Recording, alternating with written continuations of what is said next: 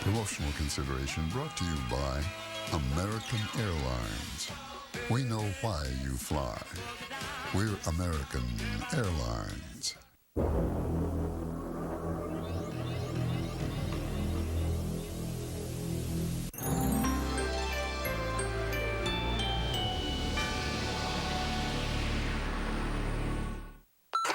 After today, Timmy never referred to girls as icky again.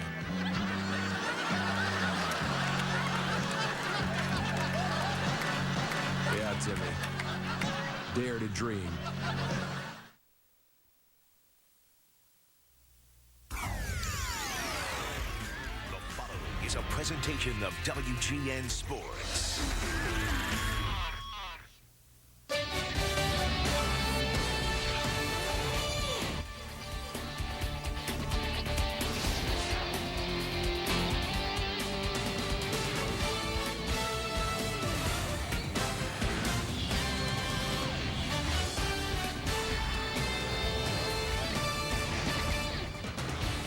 From Ho-Ho-Com Park on a beautiful afternoon here in Mesa, Arizona, WGN Sports presents Chicago Cubs baseball.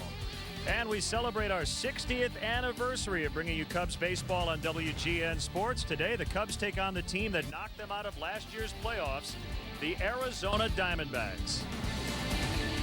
Hi again, everyone. So great to be back with you. Bob Brenly and Len Casper. The Cubs won the division last year. They'll try to do the same again this year and go much deeper in the playoffs. Put yourself in Lou Piniella's shoes. This has to be a lot easier this year knowing what he has. Much more of a comfort level this year. Len, he knows his players. Believe it or not, he knows the facilities here in Mesa a lot better.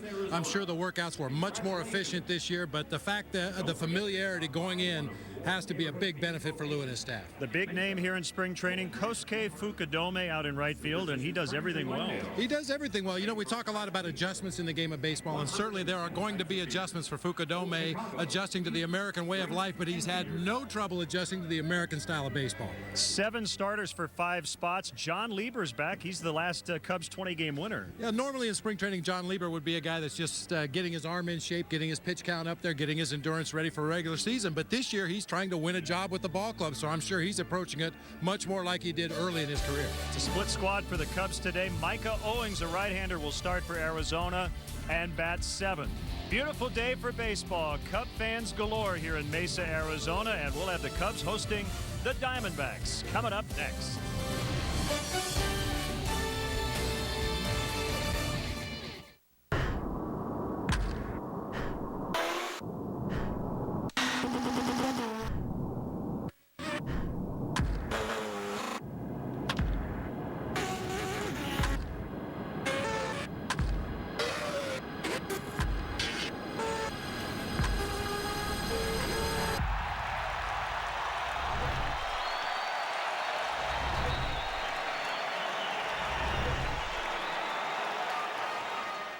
Bud Light is brewed to give you everything you want in a beer.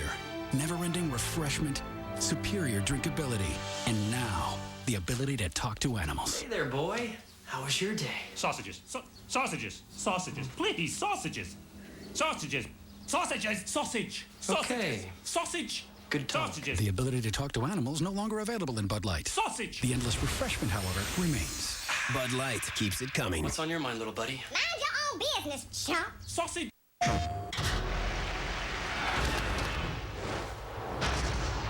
When I was a kid, I used to hit rocks over this creek in my backyard. I guess you could say I'm still hitting rocks. But now, it's out of other people's yards. There are many roads to the show. What'll yours be? MLB 08 The Show. Nothing gets you closer. Rated E for everyone. Only on PlayStation. Today, we're observing the Geico Gecko, an extraordinary creature with a most curious adaptation. The ability to save people hundreds of dollars on their car insurance. Let's watch. That's odd. Whoa. Fascinating. Geico. 15 minutes could save you 15% or more on car insurance. Chicago Cubs baseball brought to you by Bud Light. Endless refreshment from start to finish. Bud Light keeps it coming. Your Chicagoland Dodge dealers. AT&T. See what's new from the new AT&T. Visit att.com for details. The Illinois Lottery. Play the Illinois Lottery. Have a ball. By Pepsi. Every sip gets you closer. And by Southwest Airlines. You're now free to be more productive. Visit southwest.com today. It has turned into a beautiful day for baseball. A little cool and overcast this morning, but Bob, once the sun comes out here, it warms it up about 15 to 20 degrees. It's hard to complain about the weather with all the people suffering through what they've gone through this year in Chicago, but beautiful day here for baseball in Mesa, Arizona. The sun shining brightly should be a factor in the game. Anytime the sun is as bright and the sky is as high as it is today, those fly balls to the outfield are an adventure. Cubs come in at 3-6. Split squad action today. The other Cubs team being managed by bench coach Alan Trammell, playing the Oakland Athletics in Phoenix, and Sean Marshall, left-hander, getting the start in that one. We'll keep you posted as the day goes on. And the Cubs take the field behind 37-year-old right-hander John Lieber, back with the team, and he'll probably go 3 innings today. Arizona comes in at 5-5 in Cactus League action. Let's check out their lineup. Emilio Bonifacio, the second baseman of the future, is going to play left for the Diamondbacks. Augie Ojeda, former Cub, is at second.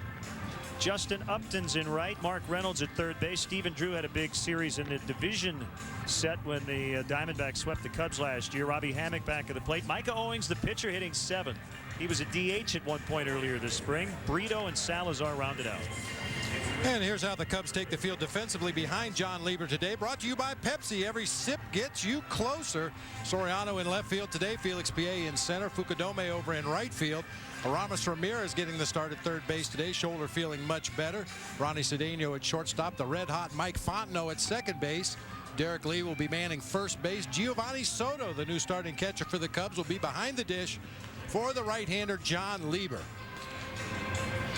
See his numbers from last season. Throughout his career, John Lieber has been a strike-throwing machine. He features a sinking fastball and a hard slider. He really relies on the slider a lot with runners in scoring position, and over the course of his career, a 4-to-1 strikeout-to-walk ratio. He's trying to grab that 5th spot in the rotation.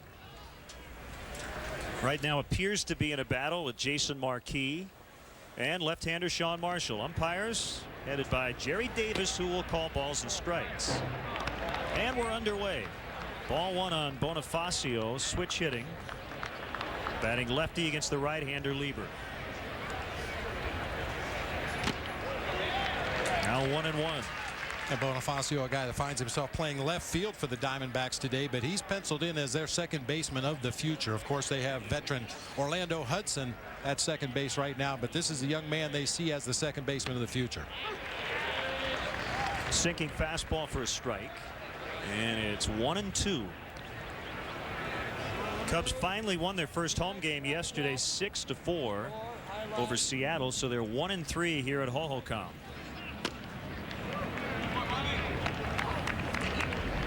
It's been kind of funny to watch Lou's reaction on a daily basis to the way the Cubs have played here this spring. Obviously, it's spring training and there's things you want to accomplish, but ultimately Lou is all about winning ball games, and he's not very happy about the Cubs record right now. Swing and the miss. That's a strikeout for John Lieber. Good start.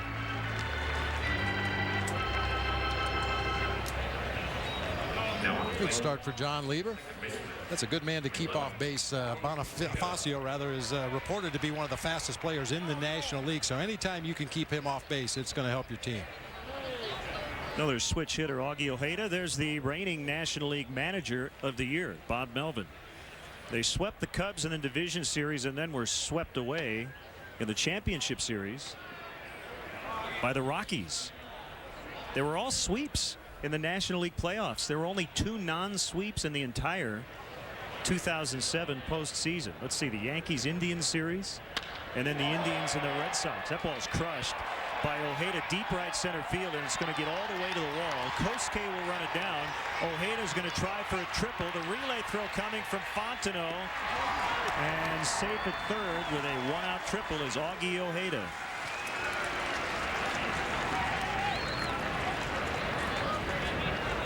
Ojeda flexing his muscles a little bit, took advantage of a little bit of an overshift the opposite way by Felix Pié in center field. Splits that gap in right center perfectly. Fukudome, the only guy close to the ball. And Ojeda showing a little bit of speed. That's something that's a strength of this Diamondbacks ball club. They've got good speed up and down the order. Augie Ojeda checking with that third base coach.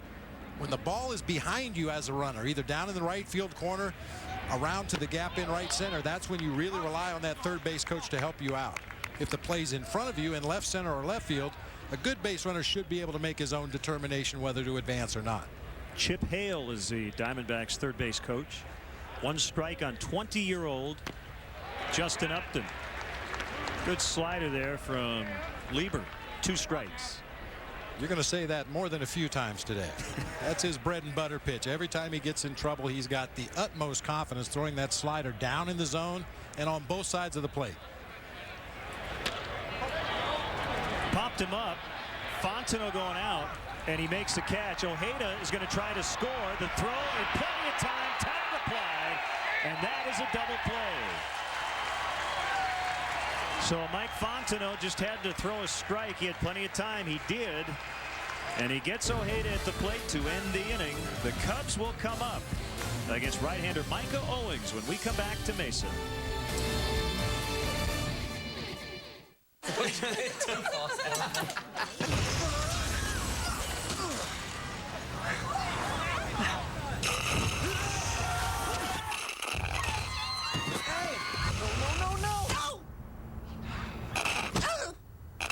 Every sip gets you closer. It's Justin Timberlake MP3s. Hey. Hey to you. HD TVs, millions of songs from Amazon MP3 and more. Sign up at PepsiStuff.com. So, any questions on the menu? I'm kind of in the mood for something different. Oh, me too. I think I can help you there. To try new Asiago steak, perfectly grilled and topped with flavorful Asiago cheese, or new Fontina chicken, herb marinated chicken with Fontina cheese, both with 5 cheese tortelloni and our homemade Alfredo. 2 great new dishes only at Olive Garden, each with endless salad and breadsticks. Well, what did you think of our new dish? It was exactly what I was in the mood for. Olive Garden, when you're here, you're family.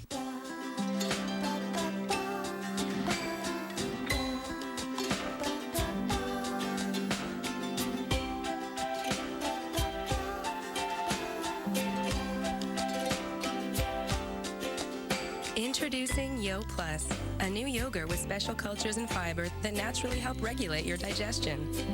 With the delicious Yoplait taste. Life's better on the plus side. Try it for 10 days and feel the difference.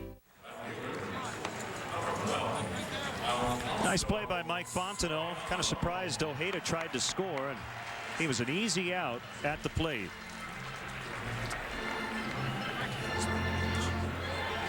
Right-hander Micah Owings will face Alfonso Soriano back in the lineup. Suffered a non-displaced fracture of his right middle finger before last Sunday's game. Catching a ball with 2 hands, which you're taught to do, but that didn't work out too well for him. The good news is he missed less than a week. He is 0 for 2 with a walk in 1 previous game of the spring. High pop fly to left for Bonifacio, who's battling the sun a little bit, and he makes the catch. Time to check out Lou Pinella's lineup for today's game against the Diamondbacks. Brought to you by Pepsi. Every sip gets you closer. Fukudome coming up. Derek Lee at first. Ramirez in the lineup. Good to see Aramis back. He made his debut yesterday. Soto, Fontenot, Cedeno, Felix Pié in center, and John Lieber batting 9th. Cornermen come in on the infield. That one hit right back to Owings on the ground. So let's see, 3 pitches and 2 outs. I haven't seen Fukudome play every game, Bob, but I think that's the first pitch I've seen him swing at. Yeah, he's a very patient hitter, knows his strike zone very well, knows the pitches he can and cannot handle. Yeah, sometimes with a veteran player, I'm not saying this is the case with Fukudome, but sometimes a veteran player will try to do some things in spring training that they know they're not going to do during the regular season. Fukudome, a patient hitter, likes to work counts, get a good pitch to drive. Maybe he's just trying to send some misinformation out there to the advanced scouts. First baseman Derek Lee hitting in his normal number 3 spot. That's where Fukudome was to start spring training. And he was getting on base but wasn't getting his hits. So Lou moved him up to number 2, and the next day went 3 for 3 with a home run.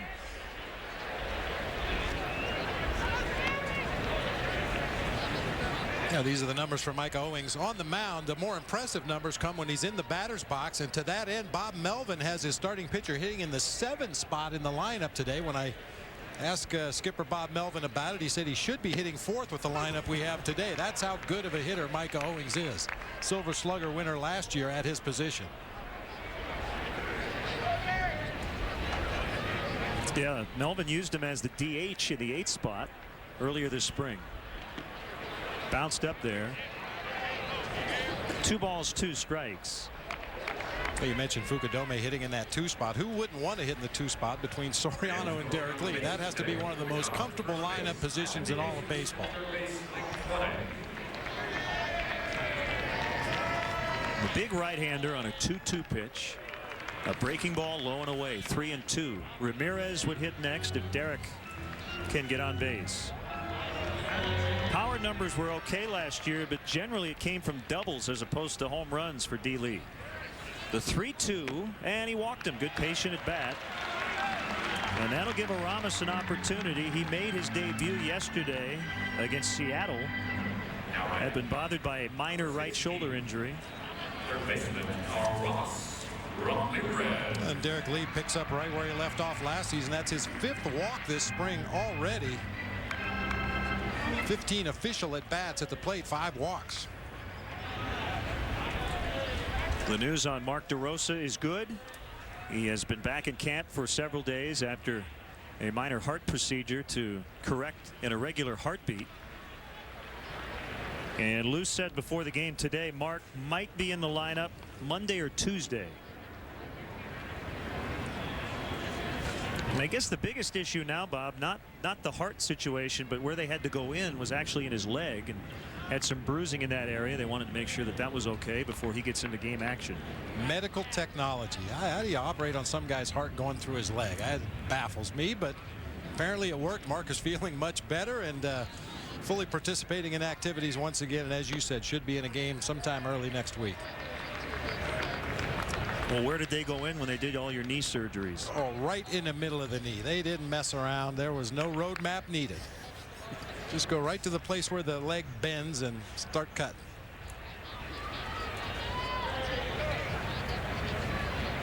The kick and the 2-0. Big swing by Ramirez. He fouled it back. 2-1. We talked about Ramirez being slowed a little bit with a tender right shoulder, and in my eyes, that's not all bad. Aramis Ramirez has nothing to prove in spring training. He's down here to get in shape, get his reps, get his at-bats, get his legs underneath him. And, you know, a lot of times for a veteran player, 4 weeks of games in spring training, you reach a point of diminished returns and you start to worry about further injuries. So I never minded too much when my veteran players with a track record missed a few games at the beginning of spring training. It was never really a concern at all, and I'm sure Lou and his staff aren't overly concerned with Aramis Ramirez missing a couple of ball games. Yeah, injuries are never good, but other than the DeRosa heart situation, which obviously can be very serious, unfortunately was not, everything else has been of the nagging variety. Even the non-displaced fracture. I mean, Soriano didn't even miss a week.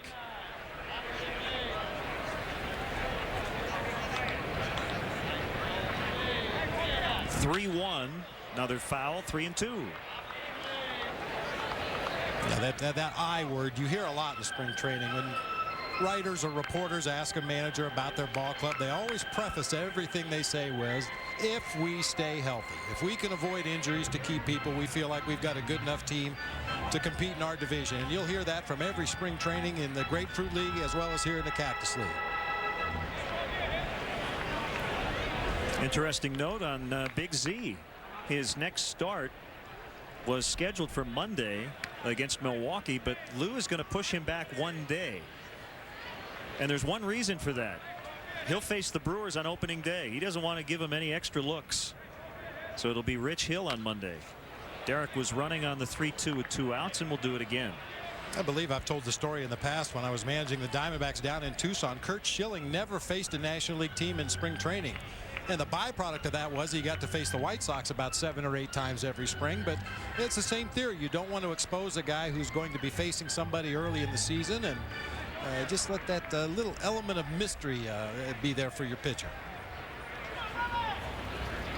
Lee goes again on the next 3-2, and there's another walk. So again, Micah Owings needed just 3 pitches to get the first 2 batters, but he then walked the next 2, and he'll have to face Giovanni Soto, who's already 6 for 12. Number 18, catcher Giovanni Soto. Obviously, the idea is to score runs when your team is at the plate swinging those bats, but the way this inning started, this has turned out to be a rather productive inning, whether the Cubs score or not. This is something you'd like to see a lot of during the regular season. Run up the pitch count on those starting pitchers, get into that soft underbelly of middle relief, and that's when you can really go to town with the sticks.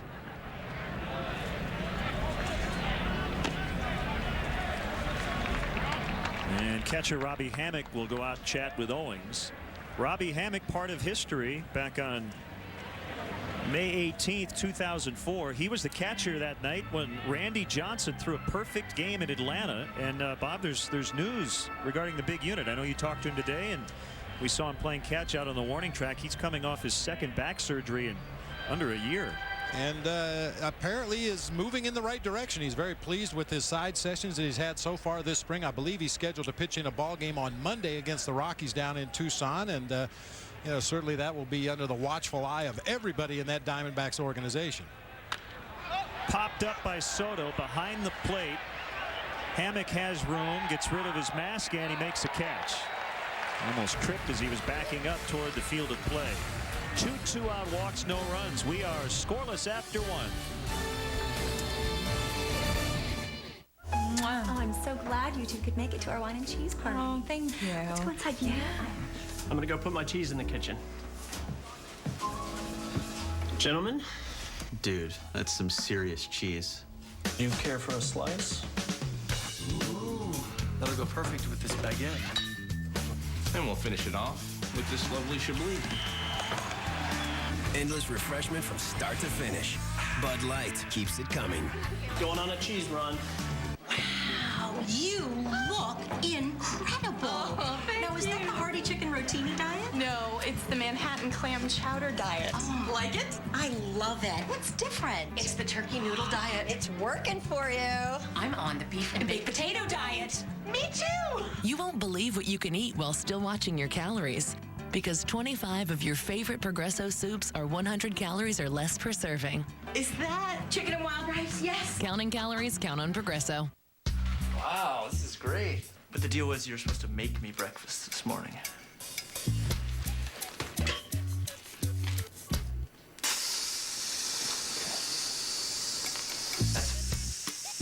It's what you'd cook, if you cooked. Funny. McDonald's McSkillet burritos, skillet potatoes, scrambled eggs, cheese, sausage, and zesty salsa, all wrapped up to go. This is the best breakfast you've ever made. You've never seen Simon like this. You sounded fantastic. Nice to everyone. Except Lionel Richie. Lionel, I don't think you pulled it off well. I never liked your performance. Absolutely dreadful. Plus exclusive interviews. You needed Simon on your side. American Idol Rewind. Sunday at 8 Eastern on Superstation WGN. A future Cubby in 2025. Hopefully the Cubs will have won about 5 World Series by 2025. Mark Reynolds hits the first pitch from John Lieber in the second, and Felix Pie will gobble it up. Well, the other Cubs scored 3 in the first against Rich Harton and the A's, so they lead 3-0 going to the bottom of the first inning. Let's see, Ryan Theriot had a hit. Jake Fox with a couple of RBIs. 2-run double in the first. Sweep. How are you with split squad days? I mean, you can only see half your team. Yeah, it is tough. I mean, obviously there are guys that you need to look at if you have a competition at a certain position or a couple of pitchers that are battling for a spot. And obviously I tried to put myself in a position where I could see the guys who were involved in those competitions. But sometimes, unfortunately, it just doesn't work out that way. What we found ourselves a lot of times down in Tucson, we would have split squads. One would be a day game, one would be a night game. Lazy fly ball hit into shallow right center field. Cedeno's going to come over and make the play. That made for a long day at the ballpark when you get there at 6 in the morning for a 1 o'clock in the afternoon game followed by a 7 o'clock at night game. But sometimes that's what we had to do. So Stephen Drew is out. Robbie Hammock will bat with 2 outs. Now, look, this is the greatest job in the world, and I think everybody in uniform would tell you that. There's nothing like being at the ballpark. However, everybody's excited when spring training ends because the amount of time you spend at the ballpark. I mean, you spend more time at the park now than you do in the regular season. Absolutely. I mentioned got to the ballpark at 5:30 or 6 in the morning with my staff. A lot of the players would start rolling in around 7:30 or 8 in the morning. Workouts usually started at 9 or 9:30. Of course, a ball game at 1 o'clock in the afternoon, and then late work for guys that need a little extra help in the batting cage or taking ground balls or shagging fly balls, whatever the case may be. Usually didn't get back home till around 6 o'clock in the evening or later. It makes for a long day. Nobody's complaining because we're doing what we love to do, but it was some long days. And I think what the complaint, if there would be one, is that the games don't count, and you get a little anxious to get it going for real. Well, and we talked earlier about injuries. You start to, it enters the back of your mind. I want to get out of here without being hurt. No score after an inning and a half. Brent's on vacation. See ya. See ya. Yeah. A staycation, that is. You know your son is just sitting in a lawn chair out on the grass? He's on vacation. Hey, everybody. I just got a postcard from Brent. He's in Aruba. And Dog River is backing him up. What do you make of this? I don't know, but I know it's not healthy. He's got the bug spray right beside the cooking spray. Brent, you know, I gotta tell you. Lacey, come here quick. It's an emergency. Tomorrow at 11:30 Eastern. I know I have high cholesterol, but I didn't know it may have led to my erectile dysfunction. Then my doctor told me about Levitra. Having diabetes changed my life, but I didn't know it might lead to ED. So I asked my doctor about Levitra. He said it's made for guys with ED. If you're a guy with high cholesterol or diabetes, Levitra is proven to help treat your ED. Ask your doctor if you are healthy enough for sexual activity. If you have heart problems or are on alpha blocker therapy, talk to your doctor before taking Levitra. Do not take Levitra if you take nitrates for chest pains, as this may cause an unsafe drop in blood pressure. Side effects may include headache, flushing, and stuffy or runny nose. To avoid long-term injury, seek immediate medical help if you experience an erection lasting longer than 4 hours. If you have any sudden decrease in vision or hearing, stop taking Levitra and call your doctor right away. Levitra worked for me. Maybe it can work for you. Over 1 million guys have already taken Levitra. Why wait? Ask your doctor if Levitra is right for you. Russian terrorists plan a nuclear attack. Much longer? Not sure. Hurry. I don't want to be exposed like this any longer. To stop the terror, Jack puts his family. You're asking me to put Josh's life at risk. I want to make sure your son is safe. And his own life. On your knees. On the line. I'm ready. Do it! Next 24. Tonight at 12:30 a.m. Eastern. Ticket sales are at a record pace, but plenty of tickets are still available for the 2008 season. To purchase your tickets, visit Cubs.com, call 1-800-THE-CUBS, or visit the Wrigley Field box office. Mike Fontenot will lead off the Cubs second. Lou Pinella's with us from the Cubs dugout. Lou, we were just talking about there's a certain point every spring training where everybody starts to get a little anxious to get things going. Are you at that point yet, or you still have a few days or weeks to feel that way? Well, I don't know about a few weeks, but a few days we do have. I still want to see a couple of our young pitchers. Plus, I want to see a couple other players play to formulate some better ideas on the bench. But for the most part, the regular lineup here is pretty well taken care of as long as we stay healthy. And the rotation, well, we got Lieber out there. He's fighting for a job. And, boy, when he's throwing strikes, the commercials are longer than the innings. Well said. You got that right, Lou. We were talking at the open of the show about your feelings this spring. Coming in the second time around, you're a little more familiar with your own players and the facility and the organization. Have you found it to be a little more relaxing this year? Yeah, I agree with you totally, Bob. It has been more relaxing.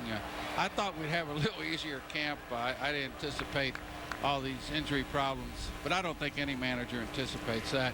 Thank God they've happened here early in spring training, where we've got plenty of time to get these guys work and get them ready for a championship season. But yeah, I know most of the young kids that we have in this organization. We had them up here last summer. I think the players are familiar with myself and the staff. And spring training has gone very, very well. The wins and losses here early, I mean, you know, you'd rather win a ball game than obviously lose it, but that's not what's important. What's important is to formulate some ideas on these young kids the first week, so when we send them out, we know exactly what we have. At the same time, try to get our veteran players ready for the season. And that's exactly what's been happening here in camp, and the weather's been beautiful. Lou, when you speak of the few tough decisions that you're going to have to make, Mike Fontenot with a single, the big question for him is how versatile can he be? And Ronnie Cedeno, who's digging in. I know Ronnie had played a little outfield in the offseason. I mean, what do these two guys have to do to kind of, I mean, they're on the map, obviously. Mike in particular has had a very good offensive spring. Well, Mike is playing some shortstop also. In fact, tomorrow at Surprise against Texas. He's playing shortstop in that particular ball game. We need for he to get just a little more versatile. As you know, as utility infielder, you got to play more than one position. As far as Cedeno is concerned, we have played him in center field. In fact, I think he's playing center field tomorrow in Surprise, just to give Ronnie a little more versatility and a little more value to the baseball team. But they're both good young players, and you know, we've got a couple other guys here that we brought in as 6-year minor league free agents that have impressed us too. So there's a little bit of a question mark as far as our bench is concerned. In the rotation, we're looking to see who grabs that third starter spot. We're got to find out here over the next couple of weeks exactly what we're going to do in the closing position. We've got 3 very good candidates there. And if we can find a second left-hander to help Scotty Air, if not, we're just going to take all right-handers. I think those are the big questions here in camp. I think the youngster up there now, PA, has done a nice job here this spring, and he's separated himself as far as Fool and PA are concerned. So we'll see what happens here, but all in all, I'm pleased with everything. And what I'm more pleased about than anything else is the fact that our guys that have been hurt are starting to get back in the lineup. We get DeRosa back on Monday. We got Soriano back today. Ramirez is back in the lineup, so we feel good about that. Yeah, Lou, you mentioned the closer situation. Of course, Kerry Wood in the running out there, Carlos Marmol, Bob Howery, a third option. I know it's too early in camp to handicap that race for the closer's role, but how have you been pleased or displeased by the way they've thrown so far? Well, you know, Kerry is really, really throwing the ball well. The ball is coming out of his hand nice and easy. His slider is really coming along. What we've got to find out with Kerry is when we pitch him back-to-back and we pitch him a couple innings, how he responds. That's a question that will be answered here in the next week or so. Bob Howery, I thought last year towards the middle end of the season, he was as good a pitcher as there was in anybody's bullpen. He, unfortunately, gets off slow, and so far this spring, he's gotten better, but he's still not throwing the ball the way he can. And Marmol, you know, he pitched winter ball, so he's ahead of the rest of these guys. I like any of these 3 guys in the closer's role. And I think one of the determining factors, believe it or not, we need to find one more right-hander that can take Dempster's spot in the bullpen. And I'm not talking about in the closer's role, but in those late inning roles to help out. And once we determine that, I think we'll have a big determination on who we close with. Second and third with nobody out, and Felix PA at the plate. 2 balls and a strike on him. We're visiting with Lou Piniella. Now there's a situation with PA where he's got to make contact, and that's exactly what he did. And he's going to drive in 2. Yeah, good piece of hitting by Felix. Well, I feel I'm working for Fox. I was going to say, you're a natural. Hey, we give Lever the bunt sign, fellas. What do you think, Bob? Yeah, absolutely. Got to see if he can get down a bunt. You know, this is a kid. You're not sure what he can do.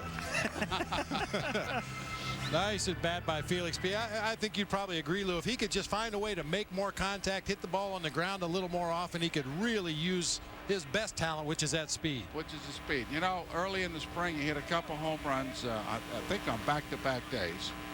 And for the next a couple ball games, Again, he's pulling off the ball, and we finally talked to him. Look, it's good to hit a home run occasionally, but your job is to put it in play, utilize your speed, hit the ball on the ground like you mentioned, and get on base and generate some offense for us and be more consistent. So that's what he's working on.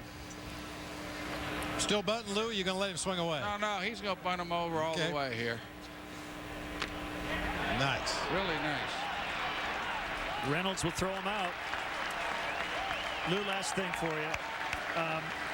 Is it safe to say last year you had a lot of players who had very nice years? Nobody necessarily had that career year, especially on offense. Yet you won the division, and you were poised to make a run in the playoffs. Unfortunately, that didn't happen.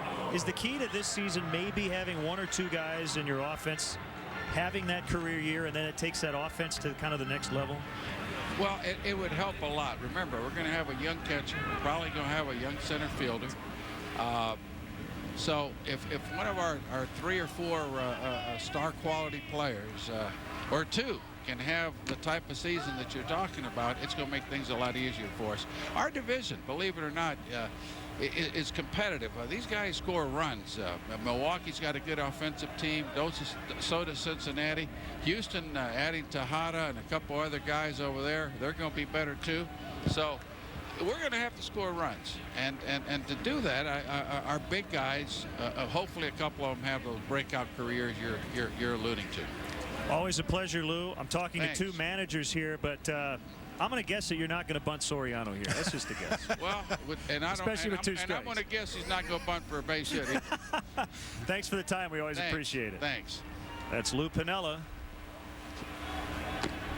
Well, I love listening to that. It's great. He said, should we bunt here? Yeah. Good call, partner. I mean, we laugh about it, but sometimes in spring training, you use the opportunity to put guys in situations that they're going to see during the regular season, and occasionally you put them in situations that maybe you normally wouldn't ask them to do something, just to see how they respond, to see what you can use them for when the games start to count. And John Lieber, being a veteran pitcher, we know he can bunt. He's been a very good bunter throughout his career, and he's been a pretty good contact hitter for a pitcher. I thought maybe he'd let him, roll one over to the right side and move the runner up. But perfect bunt. That gets through to left. Run number 3 will score in the inning. Soriano with his first RBI, first hit, in fact, in the Cactus League. So it's 3-0. Yeah, Sori told me the other day he has no ill effects swinging the bat from that non-displaced fracture of his middle finger. It bothers him a little bit to throw, but certainly watching the swings he took in this at bat, not bothering him one bit getting that bat through the strike zone. Just have to be careful when you ask him to show you that injury, if you know what I mean. Yeah. Here's Kosuke. I walked in the clubhouse today. I didn't realize how many guys had that same injury. Well, we need to have a talk.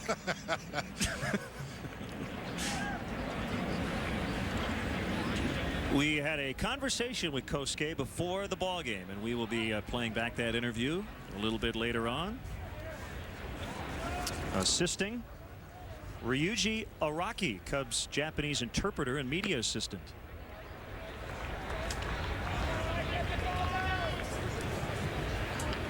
One ball, one strike. You know, Len, some guys just look like ball players. You put a uniform and a pair of cleats on them, and they walk out there on the green grass, and they just look like a ball player. That's what I see with Fukudome. The way he carries himself, his actions defensively and at the plate and on the bases. This guy is very, very much a natural player. He's worked very hard at his skills to get better, but this guy's just a ball player. The home run he hit the other day was a broken bat home run. I guess the lumber he uses is made of Japanese ash, and the theory is that the dry air here has made those bats a little bit more vulnerable. I thought you were going to say bonsai wood or something. The 2-1 pitch outside. 3-1. Hey, you can see some slight similarities between his approach at the plate and Ichiro Suzuki over in Seattle. A lot of movement toward the pitcher, but when that front foot eventually comes down, he's got his hands in a real good hitting position. Off-speed pitches, he can pull hard to right field. Hard stuff away, he drives to the opposite field. It's an approach that's worked very well for Ichiro, and hopefully will do the same for Fukudome. And what he did right there is something you talk about a lot, and that is a 3-1 pitch. It's one thing to get your pitch, but it doesn't mean you have to swing at any strike you get on a 3-1. Very good point, because now Soriano is going to be on the move. There's ball 4. Good eye at the plate. Hey, you hit a ball in the gap with 2 outs and a full count. There's a pretty good chance that runner from first base is going to score on just about anything that's not hit directly at an outfielder. Brian Price, the Diamondbacks pitching coach. In fact, the Baseball America Coach of the Year. Heading out to chat with Owings, who had his last start skip because of some shoulder soreness. Well, when you have a closer that leads the world in saves and a Cy Young candidate pitcher in Brandon Webb, it makes you feel pretty good as a coach. Well, if Randy Johnson is healthy. Brandon Webb, Dan Herron, Randy Johnson. Oof. Hey, it's time to start making our WGN Baseball blog a part of your daily internet surfing once again. Just go to WGNTV.com, look for the link to Len and Bob's blog. Bob and I will be updating the blog all spring and into the 2008 championship season, so check it out.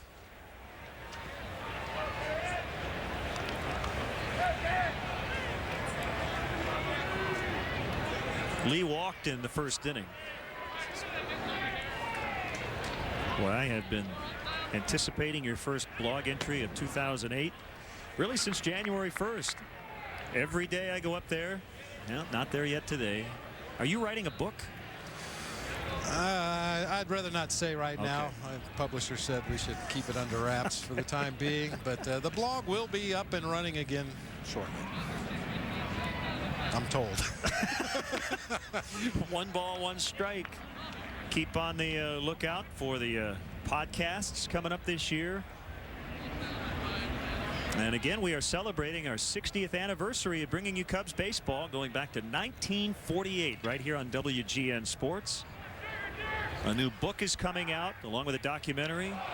Very close at second base as Soriano just got back in time.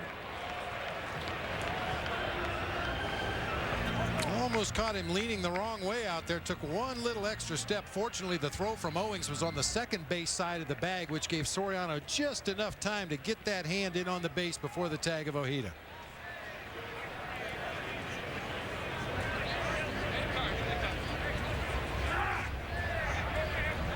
And this is something you see a lot of in spring training as well. A lot of pickoff attempts. Teams work on them in the morning in their fundamental drills. They try to incorporate them during the course of the ball game, and a lot of teams will never run them again once the regular season starts. But you'll see a bunch of them in the spring training games. Now, is this the time of the year? I mean, I guess if you're ever going to do it, if you're a base stealer, maybe it's not such a bad thing to get picked off a couple times. My point is, get the biggest lead you can and to try to work on just pushing it. How far can I get off first base? Okay, I got picked off yesterday. I'm not going to do that again. I mean, if you're not going to do it here, when would you do it? Absolutely. I mean, this is the time it doesn't show up on your baseball card, and the manager's not going to get too upset with you if you're trying to do something that's going to benefit the ball club during the course of the regular season. You should almost tell them beforehand, if I get on base, I'm going to take an extra big lead. Did anybody ever do that with you? And most of our Skip, guys, I'm going to get picked off here. Are you okay with that? We didn't have a lot of base stealers. Tony Womack was a guy that would get out there from time to time and take a big lead, but he always got back. The rest of the guys, we had to push him off the base at first. Well, Lou would like Soriano to run a lot more, and if he's going to be the leadoff guy again every day, that has to be a part of it. His legs were not 100% really all of last year. Had a hamstring injury early, had the quad injury late.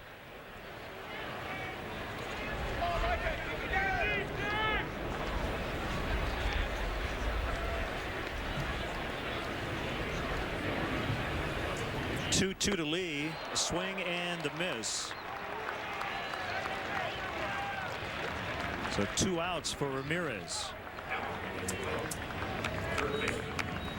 Little off-speed pitch down and away from Derek Lee. Just gets a little bit too far out in front, can't get a piece of it. Believe it or not, that's a pitch I think Derek Lee was trying just to foul off. You don't want to put that ball in play because it's going to be a weak ground ball right at somebody in the infield, possibly a double play ball. You just try to get a piece of it, foul it off into the on-deck circle, and force Owings to throw you one more.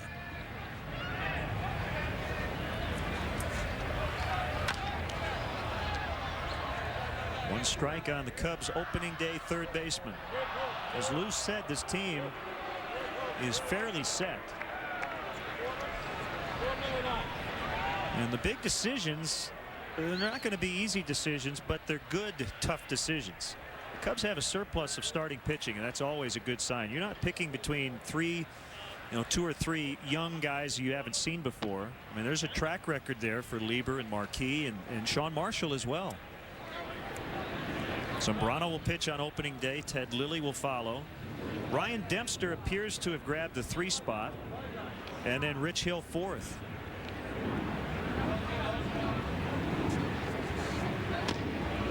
I like the way the right-left staggering there. You hate to put 2 lefties back-to-back, especially guys who feature similar type stuff. By the same token, you don't like to put righties back-to-back where the opposing team can get used to seeing similar styles of pitching from one day to the next. So breaking up the lefties like that, I like it a lot. 1-2, little inside. It all starts on March 31st. We'll have it for you right here on WGN Sports, and the day will kick off with the unveiling of the Ernie Banks statue at the corner of Clark and Addison. Again, live coverage right here on WGN. The Milwaukee Brewers will be in town. Toward right, it'll get through. Soriano's coming around. Mike Quaddy sends him, and he will score. Throw is cut off, headed toward third. Fukadome's in there, and the Cubs have scored 4 runs in the second inning.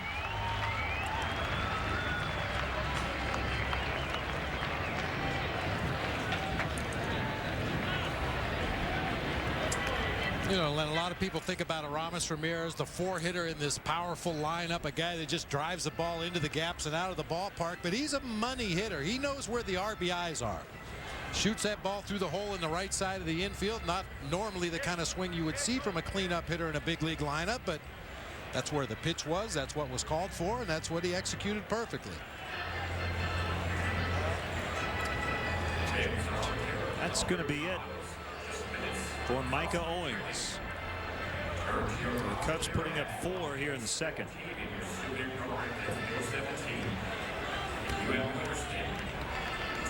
Cubs still batting in the second, and we'll be back to Mesa.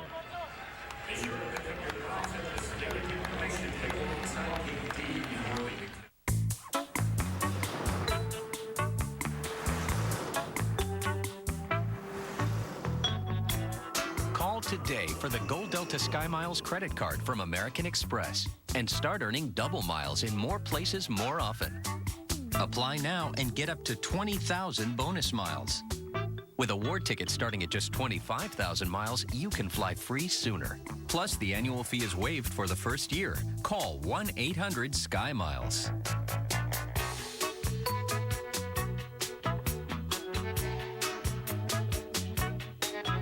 Call now for the Gold Delta Sky Miles credit card and earn 2 miles for every eligible dollar you spend for even faster travel awards on Delta and 15 airline partners. Take advantage of this great offer today and get 20,000 miles closer to a free trip. Plus, enjoy the card with no annual fee for the first year. Apply online or call 1-800-SKY-MILES now. So let me get this straight. With the Dairy Queen Cheeseburger Lovers Deal, I can get 2 mouthwatering cheeseburgers for $2.22, or I can sink my teeth into 2 meaty double cheeseburgers for $3.33? They're both such great deals. I mean, which one should I get? The singles? Doubles? Singles? What are you doing? What are you doing? Prepare to be torn. The Cheeseburger Lovers Deal at DQ. 2 cheeseburgers for $2.22, or 2 double cheeseburgers for $3.33. Do them. All of us at WGN Sports are excited to announce that every Cubs broadcast this season, both home and road, will be in beautiful high definition, sponsored by our friends at Comcast. Home opener will be March 31st. The unveiling of the new Ernie Banks statue will be featured in the morning. Later, our half-hour special Next Year Is Here will start at 12:30. Leadoff man show at 1. Cubs hosting the Brewers at 1:20. All of it in sparkling HD, sponsored by Comcast. Right-hander Reed Mahone is now pitching for Arizona. Should be Ben Sheets and Carlos Zambrano.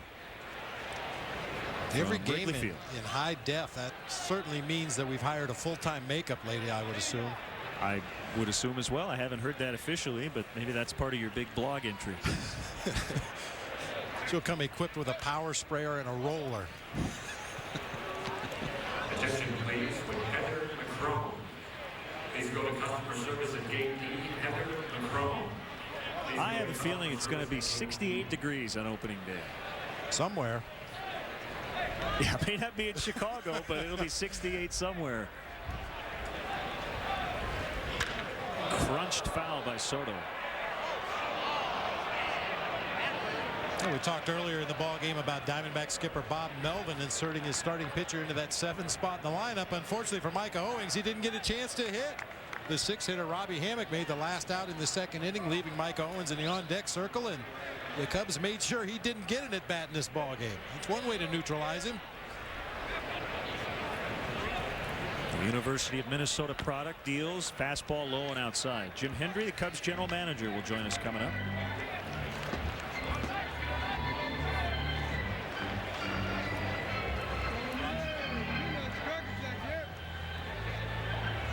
Speaking of Milwaukee, their opening day catcher will be Jason Kendall, former Cub.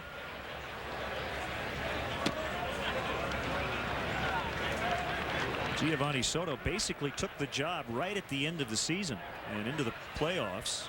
Hit a home run in that series in Arizona.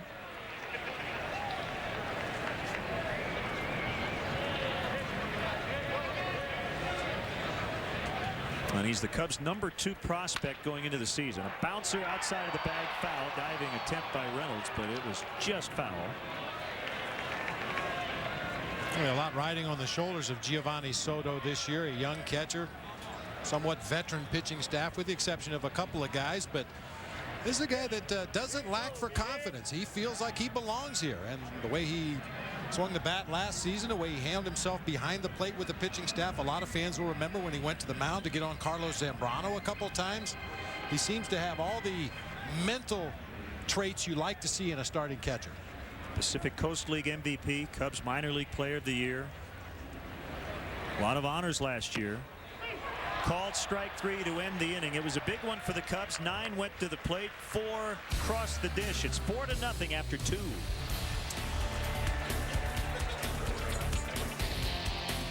He was a legend. Did you see that? Known around the world, Mighty Joe Young. Tonight at 8 p.m. Eastern on Superstation WGN. Okay, guys, American chicks love the foreign accent. Go. You have the thighs of a Sherpa. Say hi. Hi. No, not hi, hi, hi. Hi, hi, hi. She has your eyes. Watch the master do it, boys. Hello. You are so very sexy. Sorry. I'm with someone. Wood Light. Endless refreshment from start to finish. Bud Light keeps it coming. We make sandwich. I am meat. Wow, you look incredible. Oh, now, is that the hearty chicken rotini diet? No, it's the Manhattan clam chowder diet. Oh, Like it? I love it. What's different? It's the turkey noodle diet. It's working for you. I'm on the beef and baked potato diet. Me too. You won't believe what you can eat while still watching your calories. Because 25 of your favorite Progresso soups are 100 calories or less per serving. Is that chicken and wild rice? Yes. Counting calories, count on Progresso. So let me get this straight. With the Dairy Queen Cheeseburger Lovers Deal, I can get 2 mouthwatering cheeseburgers for $2.22, or I can sink my teeth into 2 meaty double cheeseburgers for $3.33. They're both such great deals. I mean, which one should I get? The singles? Doubles? Singles? What are you doing? What are you doing? Prepare to be torn. The Cheeseburger Lovers Deal at DQ. 2 cheeseburgers for $2.22, or 2 double cheeseburgers for $3.33. Do them. The Sheriff's Department is up to their old tricks. I'm Miss Jones. Reno 911. Tonight at 11:30 Eastern. Leading off the third inning for the The third annual Race to Wrigley 5K on Sunday, April 13th starts at Clark and Addison, continues through the Wrigleyville neighborhood and finishes with a run down the Wrigley Field concourse and under the famous marquee. Each participant receives a Performance Moisture Management Race shirt.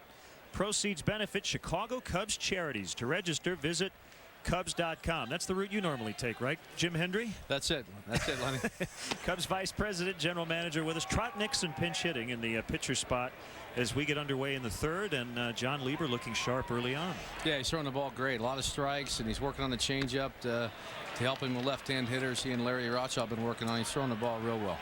There are always some tough decisions to make, but we just talked about how these are good tough decisions. You have guys who have pitched in the big leagues for a long time battling for those starting spots, and you never want to count out Sean Marshall. I tell you, he really stabilized that 5th spot last year. Absolutely, and I don't know how it's going now, but I spoke to Gary Hughes a little while ago when he was throwing well in our split squad game that he threw good the first 2 innings. So he's much better, he's bigger and stronger, and he put himself in the picture also. And you're right, we want tough decisions. You know, it's certainly better than having no decisions, and it's going to work itself out fine by the end of the month, and we'll break camp with the best 12 pitchers we got. Soriano with the hop of the catch out and left. 1 out. And I know, Jim, I think we talk about this down here every spring, but you know, the guys in uniform right now obviously are guys that Lou and his staff are taking a close look at to see how it all fits together. Maybe you need some help during the course of the season, but also as other ball clubs cut down their rosters, there may be some people made available that would be a good fit over here. So I'm sure you and your staff are very busy with that. Absolutely, Bob. You know, you've been doing this all your life, and we've got about 11 or 12 scouts that are working daily either in Florida or out here. Each guy's assigned to 2 or 3 clubs. Might see the same club 8 to 10 times in the spring, and then we get daily reports on the voicemail every night. So yeah, we're out working, trying to get a little better, and maybe we can find another piece or two that makes us a little better before opening day.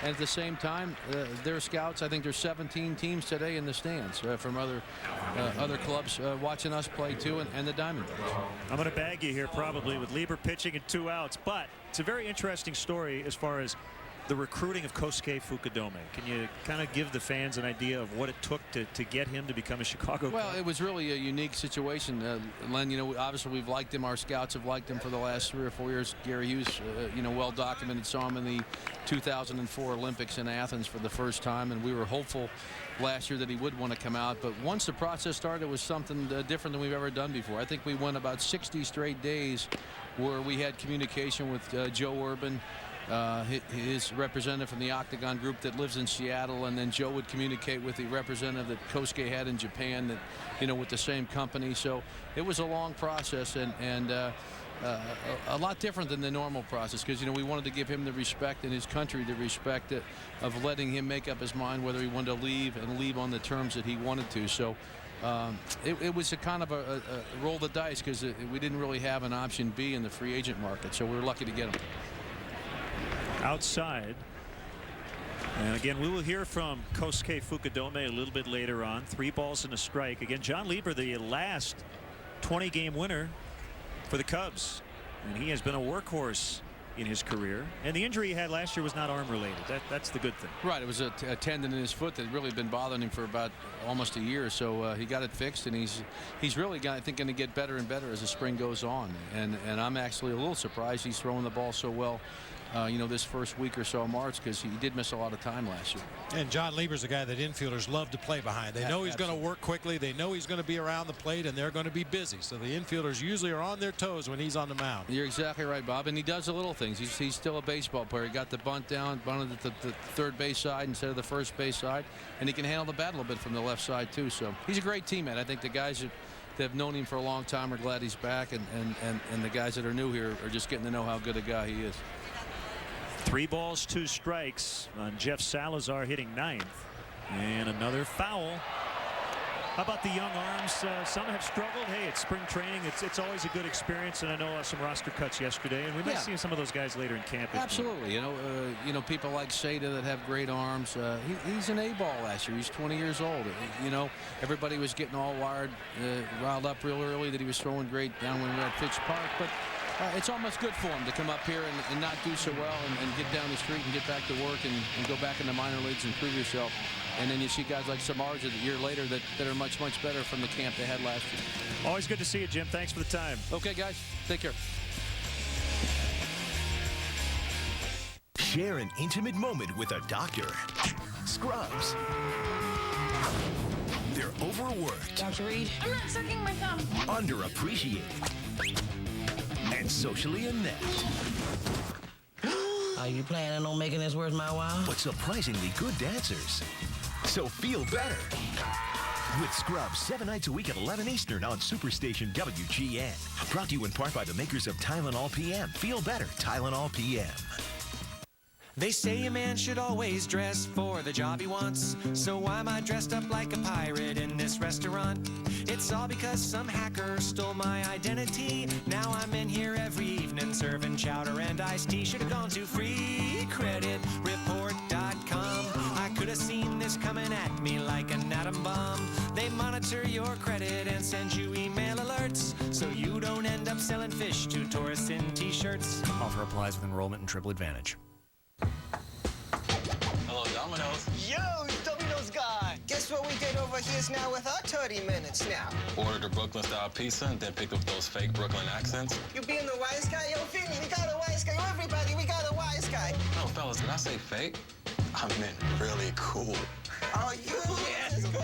That's what I'm talking about. That's what I'm talking about. Here comes the Brooklyn. You got big foldable slices and ginormous pepperoni. You got a one-topping large for $9.99. Domino's. You got 30 minutes. You've never seen Simon like this. You sounded fantastic. Nice to everyone. Except Lionel Richie. Lionel, I don't think you pulled it off well. I never liked your performance. Absolutely dreadful. Plus exclusive interviews. You needed Simon on your side. American Idol Rewind. Sunday at 8 Eastern on Superstation WGN. Cubs with 4 in the second inning. And they'll go back to work offensively here in the third. Another huge crowd. Cubs are always at or near the top as far as spring training attendance. 12,842 yesterday. Cubs have been over 12,600 twice already this spring, and I wouldn't be surprised if we're up in that area again today. Yeah, all the grass areas on the berm in left center, right center, all filled up today. Lots of blankets out there. Good day for a picnic. Jalen Peguero is now on for Arizona. He's their third pitcher already. And a foul strike on Mike Fontenot.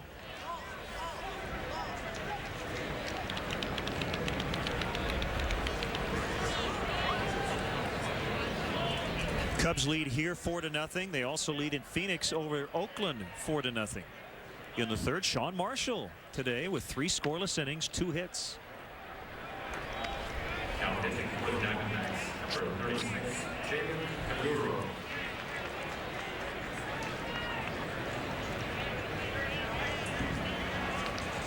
The kick and the 1-1 pitch. Breaking ball drops in for a strike.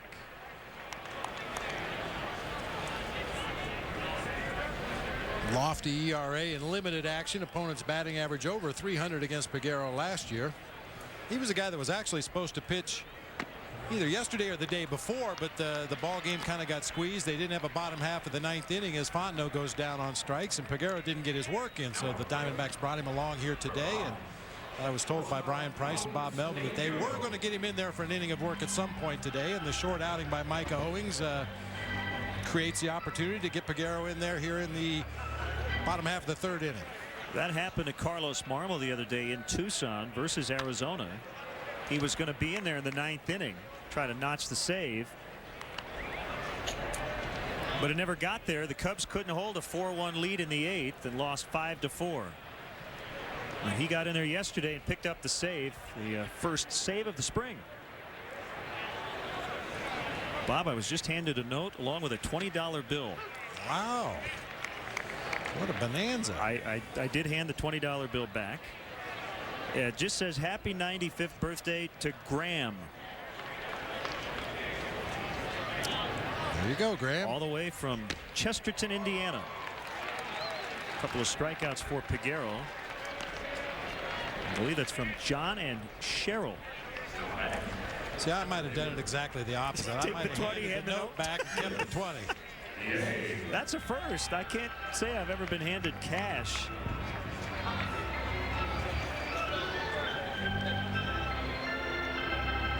Chad Qualls. He has a similar uniform on than the one he used to wear. He used to be an Astro, and looks like he's wearing the same uniform. Very similar colors. The Diamondbacks a couple years ago switched to Sedona red, away from their traditional purple. And Qualls, of course, coming from Houston, that looks a lot like the road uniforms the Astros used to wear. Off the end of the bat, foul by Felix P.A. Want to say hi to a big Cubs fan in Little Rock, Arkansas, Thomas Johnson, who's been recovering in the hospital from a serious illness.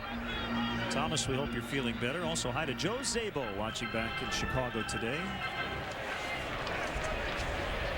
And happy birthday, Irving Zolt, 93 years old, from Skokie. That's from your son, who is here at the ballpark today. Yeah, the Huskies from Northern Illinois, well represented. Stephanie Pollock, Pam Rodriguez, and Mallory O'Grady starting their spring break a little bit early, coming down here to watch the Cubs this week.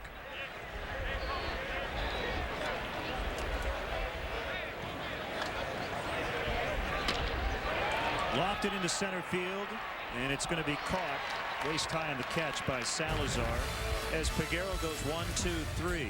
On to the fourth, 4-zip Cubs. You just randomly. No. You were so jealous. What was that? It's nothing. Yeah. Nothing at all.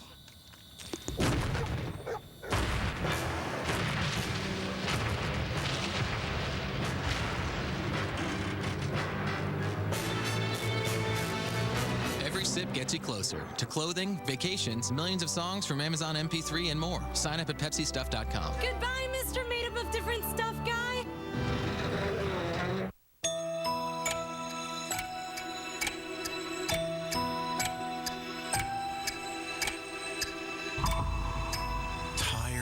Another sleepless night.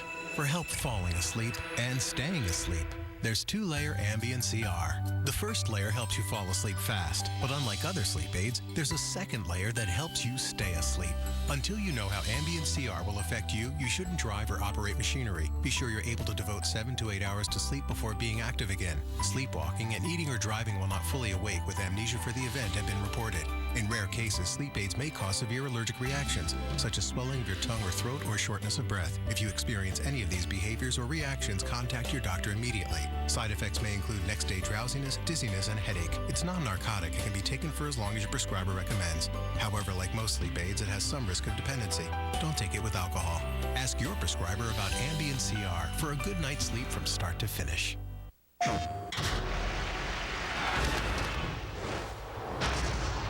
When I was a kid, I used to hit rocks over this creek in my backyard. I guess you could say I'm still hitting rocks. But now, it's out of other people's yards. There are many roads to the show. What'll yours be? MLB 08 The Show. Nothing gets you closer. Rated E for everyone. Only on PlayStation. 4 runs on 5 hits for the Cubs, and John Lieber has been so efficient, he's going to try for the 4th. The plan was for him to go 3 innings today. Now, this is how your pitching plans can get messed up in a good way. Obviously, the Cubs are very happy to have John Lieber go back out for another inning, but what that does in effect is bump somebody at the bottom of the pitchers list today. And Larry Rothschild and the rest of the staff are going to have to find some innings somewhere for the guys who were supposed to pitch later in the ball game today. 1-1 the count on Bonifacio, who started the ball game with a swinging strikeout. Popped him up on the left side. Ronnie Cedeno out in the grass.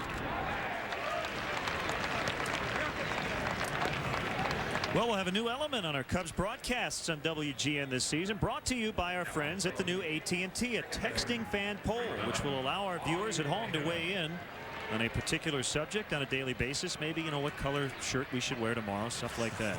Really heavy stuff. Today's question: who do you think will be the Cubs' most valuable player this season? Text your response to 97999. Text A if you think Kosuke Fukudome. will be the Cubs MVP. B for Derek Lee. C for Aramis Ramirez. D for Alfonso Soriano.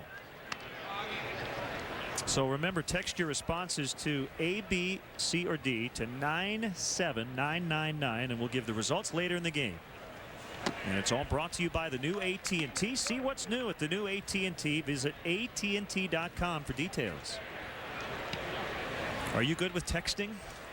I am efficient with texting. I'm not good and I'm not quick, but I get it done eventually. I don't know all the shorthand yet, you know. Oh, the BFF and the UR. I type out the whole words. It takes me a long time. Ojeda has the Diamondbacks 2 hits. I was talking with a friend recently. You know, LOL on an email is laugh out loud. And the friend was saying he thought for years it was lots of love. So every joke anybody ever told, he thought the answer was lots of love. But that's not what it was. Well, I don't think. It's definitely a whole new language. I mean, you really do need to try to keep up with it so you know what your kids are talking about. We'll only get one. Nice play by Cedeno to get the lead runner Ojeda at second base.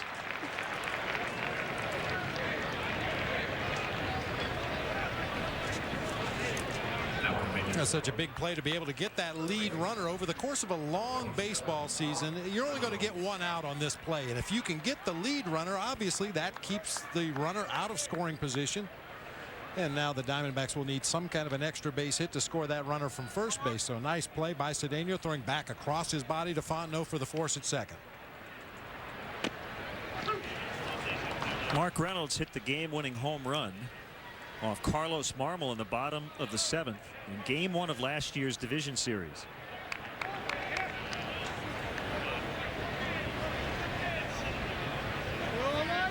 Now Reynolds is probably the best pure power hitter in this Diamondbacks lineup. He has prodigious power when he makes contact. That was the problem for Reynolds last year. He struck out 1 out of every 3 at bats last season.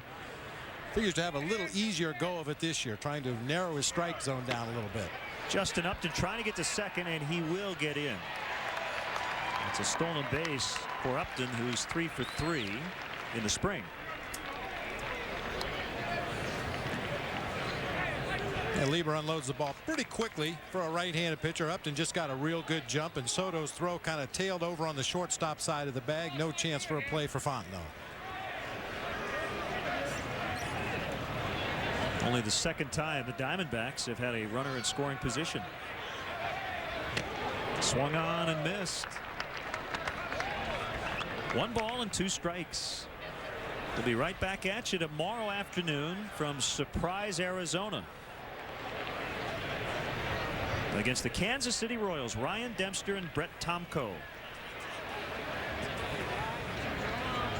Time change tonight, so it'll be 3 o'clock Central Time. The time change is just about everywhere else, but not here in Arizona.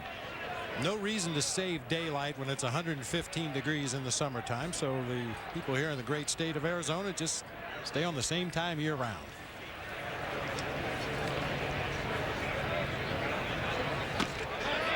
Reynolds tried to hold, and he did. Have you ever seen that ballpark over in Surprise? I have. It's beautiful. Beautiful spring training facility. Has a little bit of an upper deck with an overhang. Really a nice facility. It's a long drive or a short flight to get there, however. Yeah, it's way out there and worth the drive. 3-2 struck him out. John Lieber, 2 hits, no runs in 4 innings of work today. Cubs 4, Diamondbacks nothing. This copyrighted telecast is presented by the authority of the Chicago Cubs and may not be reproduced nor retransmitted in any form. And the accounts and descriptions of this game may not be disseminated without the express written consent of the Chicago Cubs. Bud Light is brewed to give you everything you want in a beer. Never-ending refreshment, superior drinkability, and now the ability to fly. Look at me! I'm flying! I can't believe this! Man, this is awesome! Look at the clouds! The ability to fly no longer available in Bud Light. The endless refreshment, however, remains. Bud Light keeps it coming. Rough flight.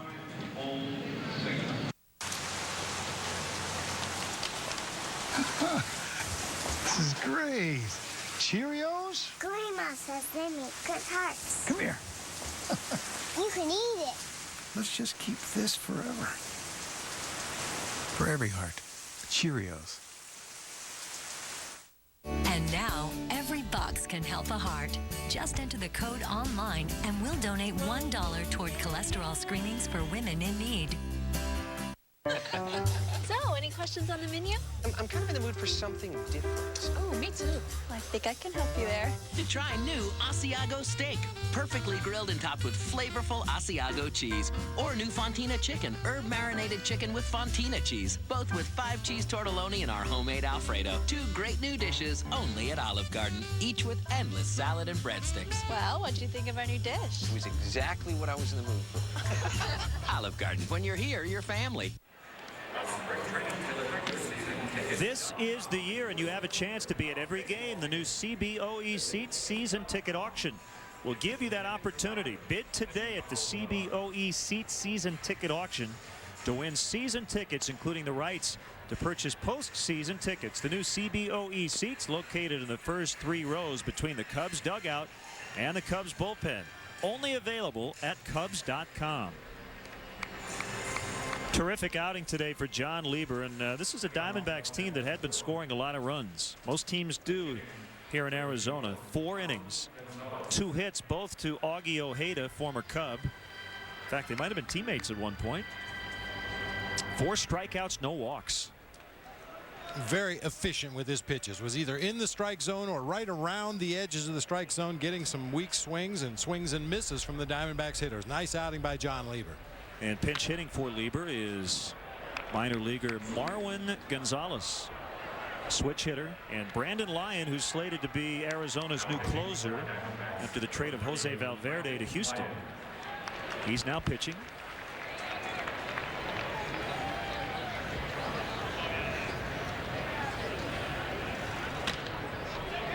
Popped up for Bonifacio in left. And this is pretty much standard procedure in spring training, especially in the early days of spring training when the games first start. Try to get your closer in there while the other team still has some major league hitters in the lineup. Really does very little good to save your closer for the 9th inning when he's going to be facing a bunch of AA and AAA ball players. So most teams try to incorporate their closer either right after the starter or shortly after the starter so he can face some major league hitters. Lou had a great line about it. He said, yeah, that's what we tell everybody. So the biggest thing for me is I don't want to make the veterans sit out there all day. That's a good point. Very good point. You know, you tell everybody that it's to face big league hitters, but you don't want to make Bob Howery or Kerry Wood sit out there for 3 hours and then maybe get an inning in a game like this. I mean, a huge leap of faith for the Diamondbacks to let Jose Valverde, or rather trade Jose Valverde to the Houston Astros and anoint Brandon Lyon as their closer. Valverde was the best in baseball last year. It didn't come without its adventures when he was out there on the mound, and the Diamondbacks think that Lyon will be a little bit more of a sure thing. Toward the hole, it's knocked down by Stephen Drew. It'll be an infield hit for Soriano. He's 2 for 3. Lyon, a different style of closer. He's got a good fastball in the low to mid 90s, but his out pitch is really that big over the top curveball. He's got a real good straight changeup. He's more of a pitcher in that closer's role than you'll usually see. Most closers have 1 or 2 good pitches that they can really dominate you with. As you see, Drew with the nice diving stop just can't find the handle. He wasn't going to get Soriano anyway.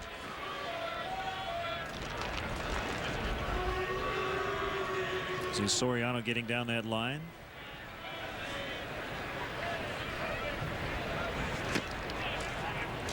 That one handcuffed Robbie Hammock. 1 ball, no strikes. Yeah, the Diamondbacks led the major leagues with 51 saves last year, and Jose Valverde had 47 of them to lead the majors.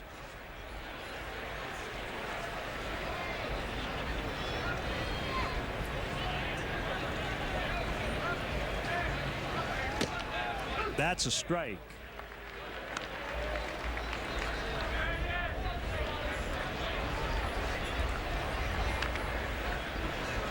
Saw Albert Pujols hit another home run yesterday. I think he's hit 2 in the last 2 days. It all comes on the heels of the news that his right elbow is basically shot. Doesn't seem to bother his swing at all. No. Well, depending on the makeup of that Cardinals ball club, I would be surprised if Pujols gets much to hit this season. I don't know how Tony La Russa is going to align that lineup. I don't know who's going to hit behind Pujols at this point, but he's a guy you definitely want to take the bat out of his hands whenever you can. Although the Cubs have had great success against Albert Pujols the last couple of years. They've kept him in check. It's hard to shut him down completely, but certainly they've minimized the damage that he's capable of doing.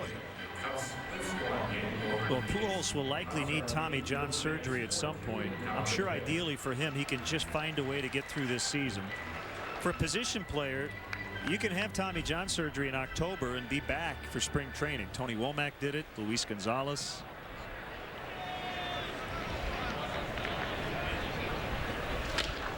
Little dribbler back to the pitcher.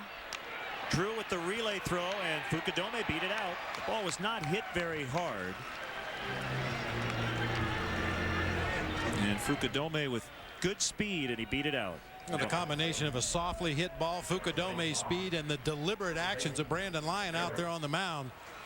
They had no chance to get Fukudome at first base. Beats it easily by a step and a half.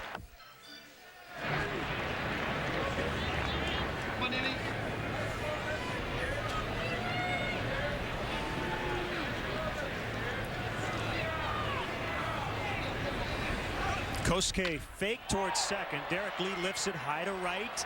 Upton's going back and has just enough room on the warning track to put it away. 4 in the books.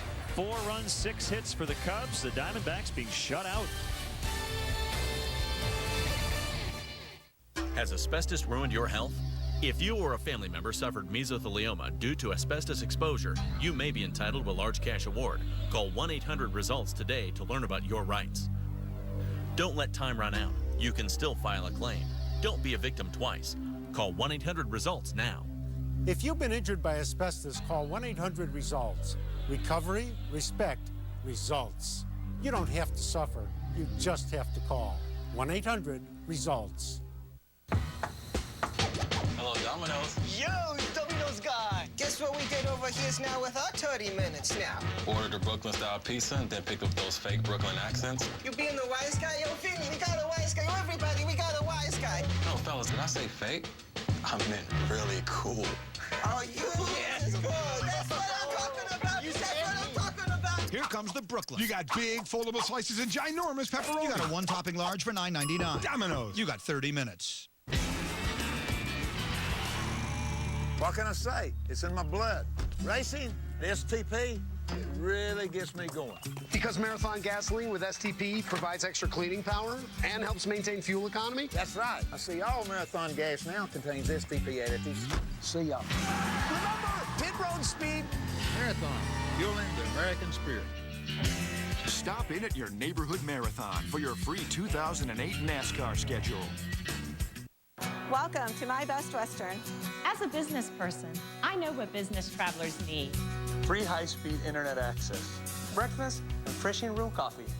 And the promise that you'll find these things at every Best Western. At My Best Western, you're not just a guest, you're my guest. Best Western. Ownership shows. Stay twice through April 6th and earn twice the rewards. AAA members earn 3 times. Twice is nice. 3 times is nicer. Visit bestwestern.com. John Lieber with 4 shutout innings today. The big story so far. And right-hander Sean Gallagher, you may not recognize him. He lost about 30 pounds in the offseason. He takes over on the mound. Gallagher making his 3rd appearance this spring for the Cubs. You see his numbers. He's had one real rocky outing against the Brewers, went a couple of innings, gave up 3 hits and 3 runs and a couple of home runs in that ball game. He's one of those guys you mentioned with major league experience, a guy that more than likely will be stashed away in AAA in the event of an injury or ineffectiveness by somebody at the big league level. He's a guy that I'm sure Lou and Larry would feel very comfortable reaching down and bringing him up to fill that middle relief role. And it sounds like some other teams might have an interest in him as well. if the Cubs, in fact, are able to pull off a trade. Well, I had a chance to sit down with the newest Cub, Kosuke Fukudome, and with some help from the Cubs Japanese interpreter and media assistant Ryuji Araki. Let's listen in on that conversation. Well, first of all, welcome to the Chicago Cubs. How has your first spring training gone with the Cubs? シカゴカブスへようこそ。スプリングトレーニングはどうですか？まあ楽しくやってます。I'm having fun. Why did you pick the Cubs? シカゴカブスを選んだ理由は？カブスを選んだ理由は？一番いいチームだったから。Chicago Cubs was the best team there is. How about playing for Lou Piniella? ルー・ピネラ監督のチームでプレーすることはどう思いますか？いや、楽しみですね。楽しみというか嬉しいですよ。やっぱり。He's happy and he's looking forward to it. How excited are you to play at Wrigley Field and in front of the fans of Chicago? I'm sure you've heard a lot about it. リグリーフィールドでプレーしてリグリーフィールドのファンの前でプレーするのはやっぱり嬉しいですか？まあ嬉しいというよりも本当にもう早くそのファンの前でプレーをしたいという楽しみの方が大きいですね。I'm very happy, and but rather than that, I'm looking forward to it, and I cannot wait any longer to play at Wrigley Field. It's a beautiful day today. Temperatures in the 70s. Are you going to be okay when the temperatures are in the 30s or 40s, possibly in April? 今日はとてもいい天気で暖かくてですが、シカゴに行くと多分0度ぐらいの温度でやらなきゃいけないんですが、それには大丈夫でしょうか？この天気をそのまま持って帰りたいです。I would like to bring this weather back to Chicago in April. I think we all would. As you look at this ball club, it's only spring training, but how good do you think this team can be? まだスプリングトレーニングの間ですけども、このチームはどれぐらいいいチームだと思いますか？まあもうすごくいいチームだと思うし、やっぱり勝てる力をすごく持ってるチームなんだなという感じがしてます。I think it's a very good team that the team can win a lot of games. Last question. If you could describe yourself as a baseball player in one sentence, how would you do it? 自分が野球選手であるということを一つの文章で表すと何と自分を表しますか？何一つの文章で？一つの文章で。自分が野球選手であることを表す言葉。なんだろう。挑戦者じゃねえな。なんだろう。わかんないな。It's a hard question. I don't know how to describe. Well, we look forward to watching you play this year, and again, welcome. 今年プレーが見れるのを楽しみにしています。ようこそ。頑張ります。Thank you very much. Thanks to Kosuke and Ryuji Araki. Well, some players can describe what type of player they are, but he's very humble, and you know what? I think he's just going to let people watch and make their own determinations. But again, a very patient hitter at the plate, excellent defensively, and the Cubs have yet to find a weakness. Well, you get the impression that he just would like to have his playing do the talking for him. I mean, obviously, people want to know what's on his mind, what he's feeling, what he's thinking about his experience. You ask him about the whole Cubs phenomenon playing at Wrigley Field. Obviously very excited about that, but you get the feeling that he would just as soon go out and show you by his play how he feels and what he's thinking rather than doing interviews. I'm sure it was nothing personal. Many members of the Japanese media. There's a hitting coach, Gerald Perry. And a lot of Japanese media here in Arizona, and they'll be following Kosuke throughout the year. Donnie Kelly takes a walk with 2 outs after Gallagher had struck out the first 2. And Kosuke takes it all in stride. Everybody was hovering around Kosuke and Ichiro the other day when they met before the ball game, and they said, hey, it's no big deal. I understand it. Very easy to be around. A lot of his teammates are starting to learn Japanese. Derek Lee was a little embarrassed. You know, he lived because his father played in Japan. When Derek was young, from the ages 2 to 11, he lived in Japan and said he forgot a lot of the Japanese that he learned. Alfonso Soriano began his professional career in Japan. The Cubs also have brought in Shingo Takatsu, former member of the White Sox. He's here as a non-roster invitee.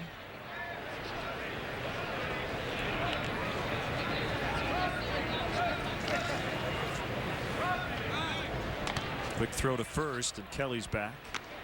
I'll tell you one thing, as far as Fukudome is concerned, playing in the craziness that is Wrigley Field, certainly he should be used to that, playing for the Chunichi Dragons over in Japan. If anybody's ever seen a regular season Japanese professional league game, they have marching bands and they're waving flags during the game and doing cheers for each individual player. It is it's quite a sight. So maybe that prepared him a little bit for what he's going to get at Wrigley Field. One comparison I saw, and I believe Randy Bush maybe mentioned it, Cubs assistant general manager, was Steve Finley, the guy who played for you.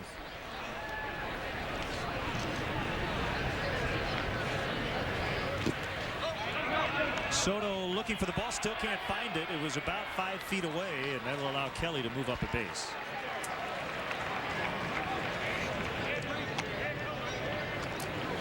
The pitch was in the dirt, so that will be ruled a wild pitch, but I'm sure it's one Soto will tell you that he should have corralled a little better than that. It just trickled behind him a little bit.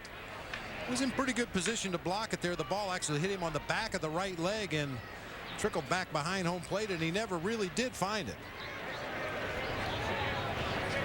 Javier Brito playing first today. And the 2-2 pitch. 3 balls, 2 strikes. Salazar on deck.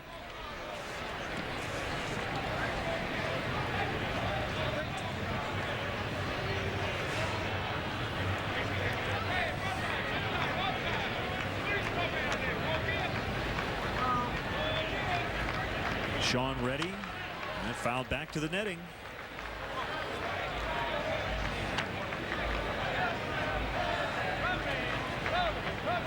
Year number 2 as a manager of the Cubs for Lou Piniella.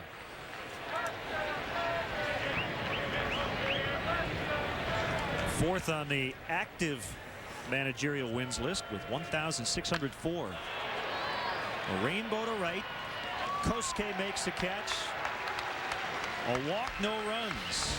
4-zip Cubs as we go to the bottom of the 5th.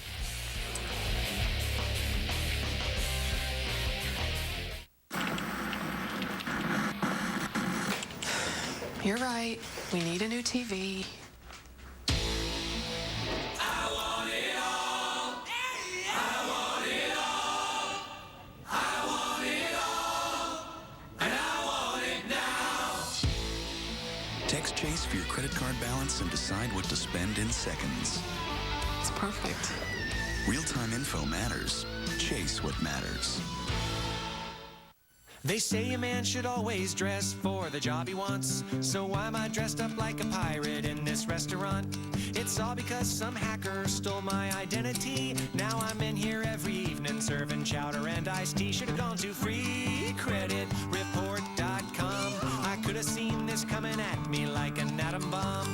They monitor your credit and send you email alerts, so you don't end up selling fish to tourists in t-shirts. Offer applies with enrollment and Triple Advantage. Wow, this is great. But the deal was you're supposed to make me breakfast this morning.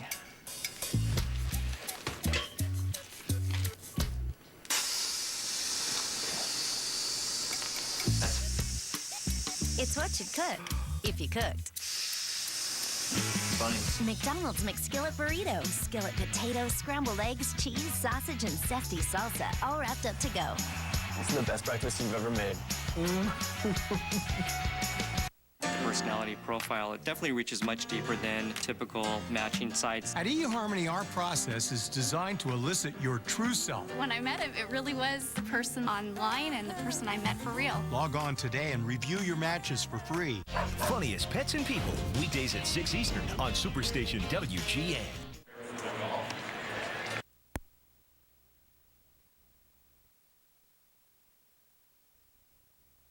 Coming off the bat of former Cub Augie Ojeda, Felix Piet with a couple of RBIs, Aramis Ramirez in his first start this spring with a knock and an RBI, and story of the day so far, John Lever with 4 perfect innings, struck out 4 batters, did not walk a man. Visit your Honda dealer and test drive the all-new 268 horsepower Accord V8. Bob Brenly, Len Casper, and our WGN Sports crew from Mesa, Arizona. Tons of Cub fans have made the trek. It's become an annual trek for many. And Chad Qualls will now pitch for Arizona. Qualls, a guy that figures to fill the same role with the Diamondbacks that he had with the Houston Astros, kind of a middle to late reliever, setting the stage for the guys at the tail end of the bullpen. Very resilient, very reliable arm.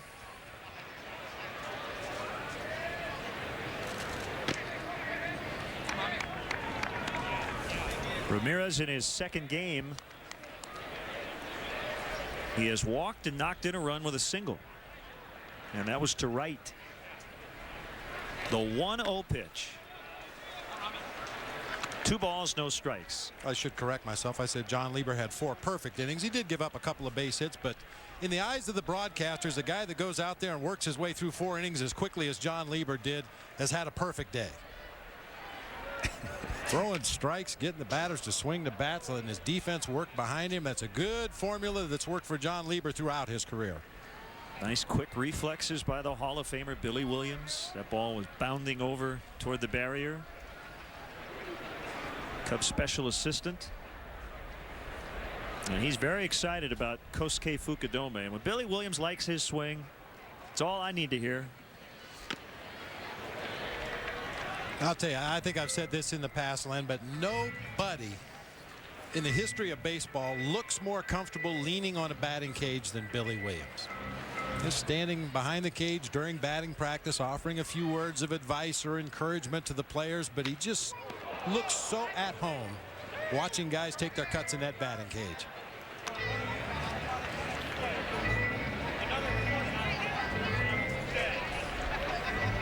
Billy, a senior advisor, and had served as a special assistant to the president since November of 2001.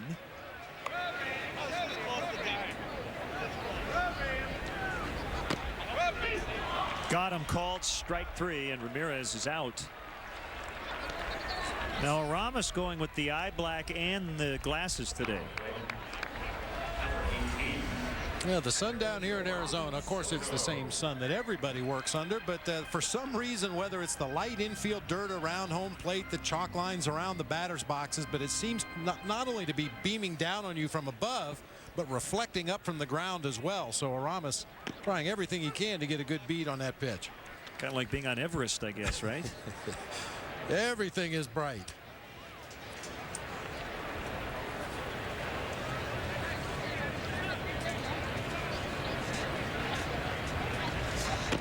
Swing and a miss by Giovanni Soto. I was watching that reality series where they climb Everest. If you take your sunglasses off on the top of Everest for like 10 minutes, you can go blind. It's that bright. I'll make sure I don't take my sunglasses off when I get up there. Yeah, just put that one in your back pocket, all right?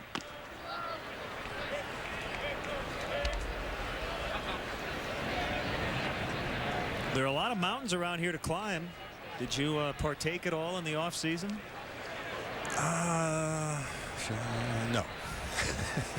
I have trouble enough on flat ground. I have an arthritic knee, you know. That's right. Yeah, and not only that, but at least once a week there's a report on the 6 o'clock news that they had to pull some sap off the mountain with a helicopter because he got up there and got stuck and couldn't find his way down. I don't want to be that sap.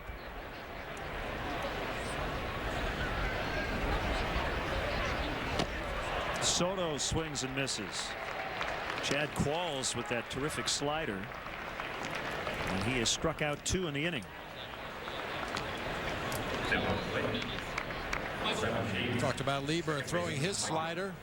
Chad Qualls right out of the same mold. Sinker slider pitcher, can spot that pitch on both sides of the plate. That time got Soto to chase one just off the outside corner. You heard Lou tell us Mark DeRosa could be back in the lineup as early as Monday. It's Mike Fontenot at second base today. He came in slugging .619 on the spring. Double, triple, and a home run. has a single and is 1 for 2 in this one.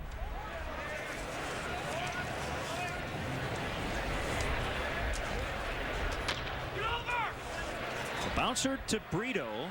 Qualls gets over. It goes 3-1 to end the inning. Cubs go down 1-2-3 for the second time today, and they lead 4-0.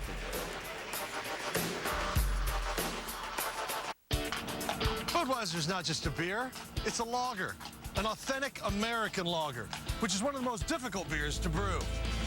Lagers are so crisp and clean, you can't hide imperfections. Look at that. Darker, cloudier beers can be more forgiving of flaws. Why does Budweiser go to all this effort? For this.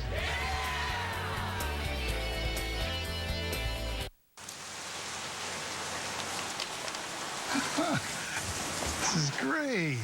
Cheerios? Grandma says they make good hearts. Come here. You can eat it. Let's just keep this forever. For every heart, Cheerios. And now, every box can help a heart. Just enter the code online and we'll donate $1 toward cholesterol screenings for women in need.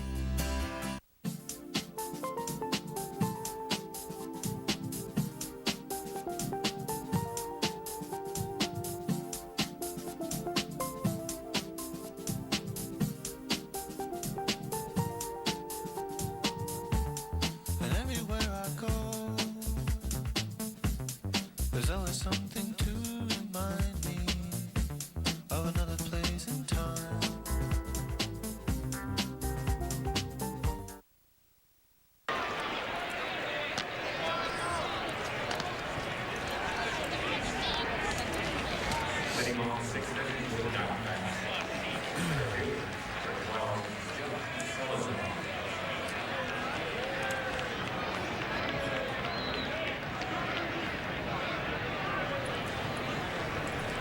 Let's revisit our texting fan poll. Now, it's brought to you by our friends at the new AT&T.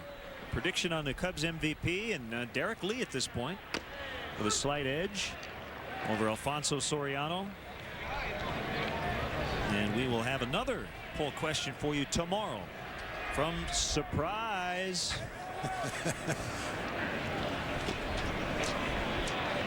The Cubs MVP may come from somebody not on that list. You look at a guy like Giovanni Soto. I mentioned earlier, a lot riding on his shoulders this year, not only with the bat but his ability to handle the pitching staff behind the plate. And if he's able to do that successfully and get the Cubs to the promised land, then certainly Soto would be a guy that would be in the mix. Just out of play off the bat of Jeff Salazar. Gallagher in his second inning of work after Lieber went 4.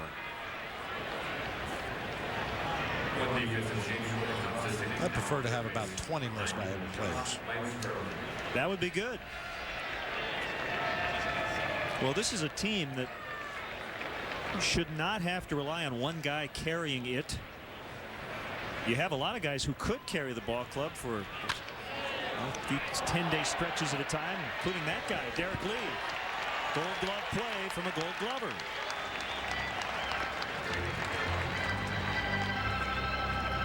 He has 3 of them, 03, 05, and then last year.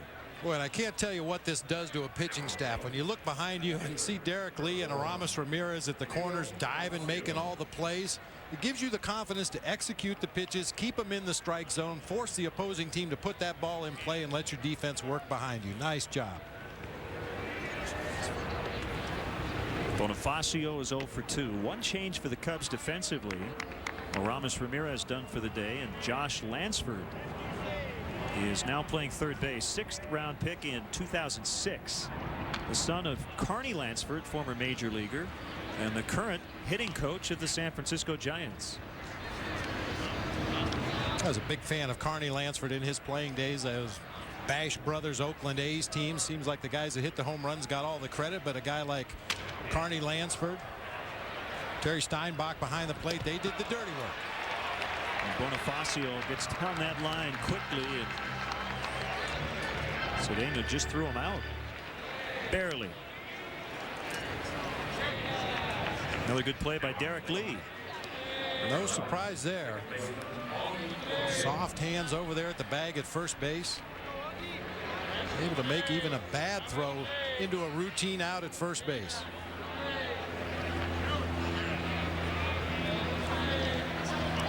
Ojeda with the only 2 Diamondbacks hits. A triple in the first, a single in the fourth.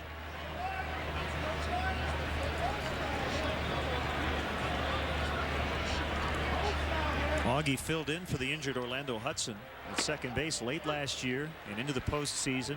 He went 4 for 9 against the Cubs in the playoffs.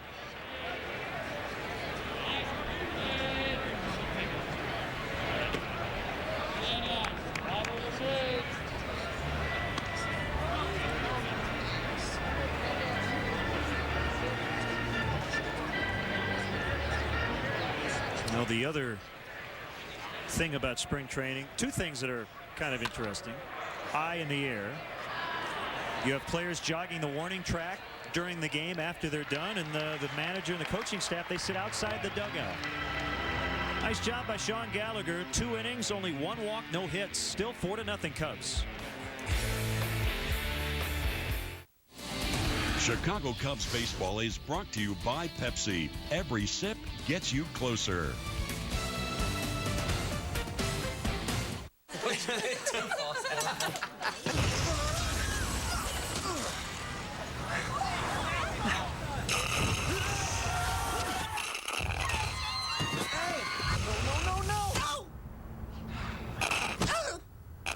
Every sip gets you closer. It's Justin Timberlake MP3s. Hey. Hey to you. HD TVs, millions of songs from Amazon MP3 and more. Sign up at PepsiStuff.com. Welcome to My Best Western. As a business person, I know what business travelers need. Free high-speed internet access. Breakfast and fresh in-room coffee. And the promise that you'll find these things at every Best Western. At My Best Western, you're not just a guest, you're my guest. Best Western. Ownership shows. Stay twice through April 6th and earn twice the rewards. AAA members earn 3 times. Twice is nice. 3 times is nicer. Visit bestwestern.com. Hello, Domino's. Yo, Domino's guy. Guess what we did over here's now with our 30 minutes now. Ordered a Brooklyn-style pizza and then pick up those fake Brooklyn accents. You being the wise guy? Yo, Vinny, we got a wise guy. Yo, everybody, we got a wise guy. No, fellas, did I say fake? I meant really cool. Oh, you? Yes, good. That's what I'm talking about. That's what I'm talking about. Here comes the Brooklyn. You got big, foldable slices and ginormous pepperoni. You got a 1-topping large for $9.99. Domino's. You got 30 minutes. He was a legend. Did you see that? Known around the world. Mighty Joe Young. Tonight at 8 p.m. Eastern on Superstation WGN.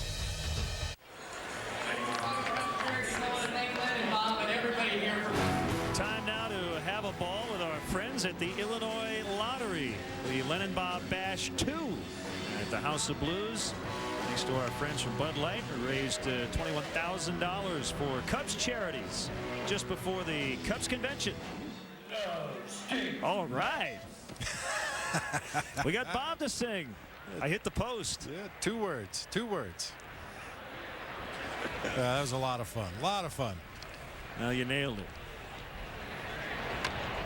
Popped up on the bunt attempt by Cedeno, and it'll drop foul. Multitasking.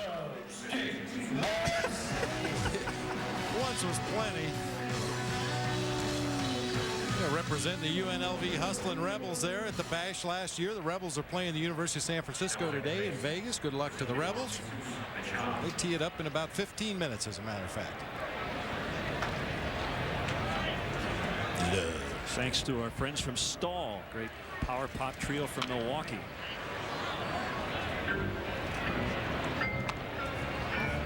Well, I have my 6-year-old son Leo playing guitar, so maybe he'll join the band next year. All right, I like it. Yeah.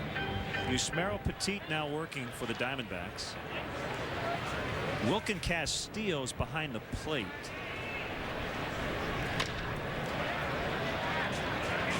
And Upton still in there, makes a catch.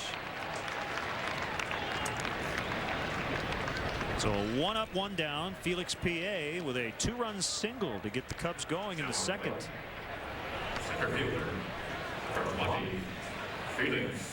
Hey, you mentioned the guys from Stahl up in Milwaukee. They might be the greatest band nobody knows about. If they can make us sound even remotely like a band, they do a great job. And we appreciate their efforts every year at the Bash. Absolutely. We just enjoy jamming in the basement. We're pretty lucky, aren't we? Yep, indeed. Eric Patterson on deck.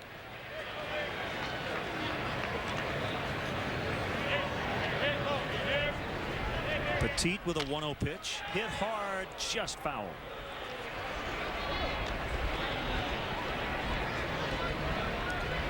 The one thing Gerald Perry really stressed to Felix Pie was shortening up his swing a bit in the offseason. Gerald went down and visited Felix a couple of times in the Dominican Republic over the winter.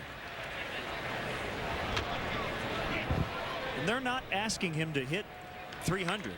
Just give you a good at bat, play great defense, and hopefully this veteran team around him can make him better.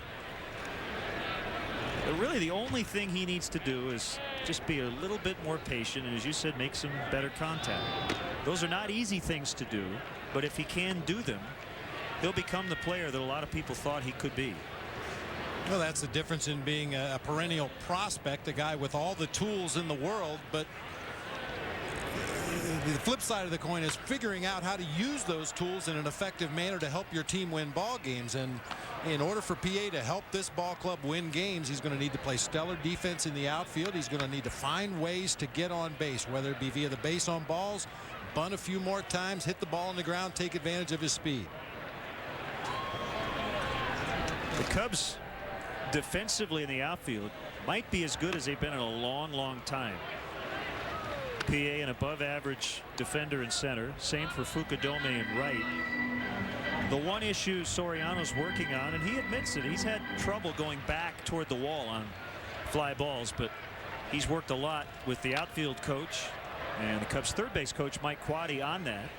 Bobby Dernier also assisting here in spring training. Well, playing outfield at Wrigley provides its own unique challenges. Obviously, the bricks underneath the ivy in the outfield, that's a deterrent for a guy wanting to go back too far on a fly ball. The winds blowing from day to day, different directions.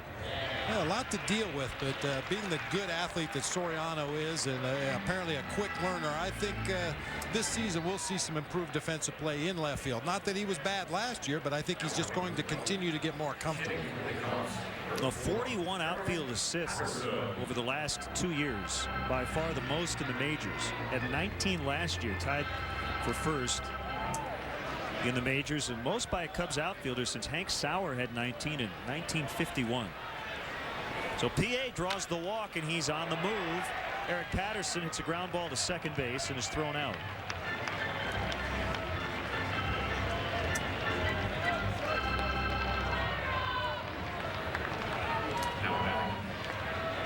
Mike Quaddy and all the base coaches required to wear helmets this year after the tragic death of minor league coach Mike Coolball last year. Was hit by a line drive. Ivan De Jesus, special assistant to the manager, working at first base today. Matt Sinatro will be the Cubs first base coach during the season. He'll probably be back out there here in the next couple of weeks. He had knee surgery in the winter. So PA with a nice job to get to third base. As that ball got by the catcher, Castillo.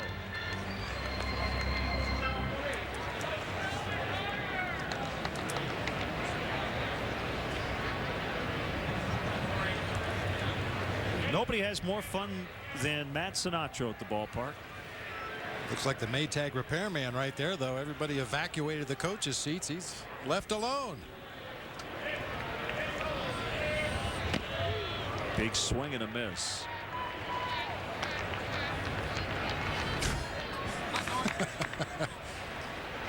Where is everybody? Is it something I said? You know, you mentioned that the managers and the coaching staff usually sit outside the dugout in spring training. That is for a couple of different reasons. You get a much better look at location of pitches at home plate, up, down, in, out. You get a much better read on your own pitcher and what his pitches are doing. But even more importantly, it's much easier for a coach or a manager and his staff to talk about what's going on the field. If you're sitting in the dugout and want to make a point about somebody who's on the bubble with the ball club, you don't want any of his teammates or the player you're talking about to hear you talking. So it serves a couple of purposes. You get a better look at the game, and you've got a little more privacy when you sit outside the dugout. Great point.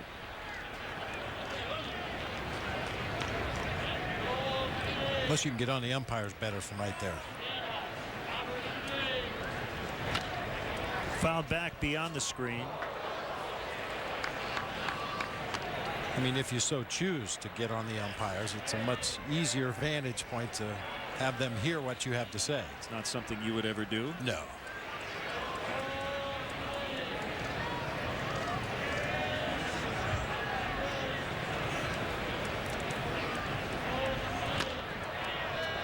Nice job by PA to jump over that foul ball.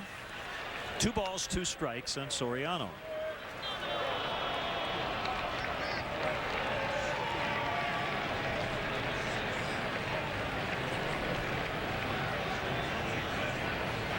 Great place to get autographs. Much more relaxed atmosphere here in spring training. You're right on top of the action.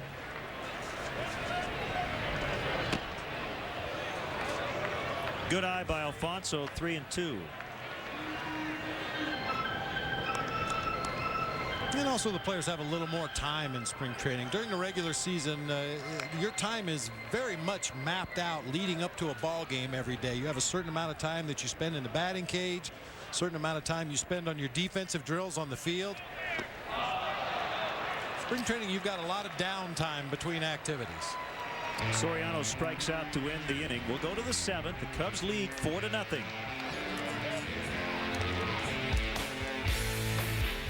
Even the best doctors. Carol's going to lose all her hair. We decided we'd all shave our heads. Come up a little short. Ready to run the extra mile?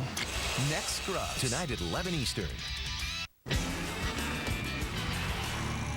What can I say? It's in my blood. Racing, the STP, it really gets me going. Because marathon gasoline with STP provides extra cleaning power and helps maintain fuel economy? That's right. I see all marathon gas now contains STP additives. See y'all. Remember, pit road speed. Marathon, fueling the American spirit. Stop in at your neighborhood marathon for your free 2008 NASCAR schedule. Wow, you look incredible. Oh, thank now, is that the hearty chicken rotini diet? No, it's the Manhattan clam chowder diet. Oh, Like it? I love it. What's different? It's the turkey noodle diet. It's working for you. I'm on the beef and baked potato diet. Me too. You won't believe what you can eat while still watching your calories. Because 25 of your favorite Progresso soups are 100 calories or less per serving. Is that chicken and wild rice? Yes. Counting calories, count on Progresso.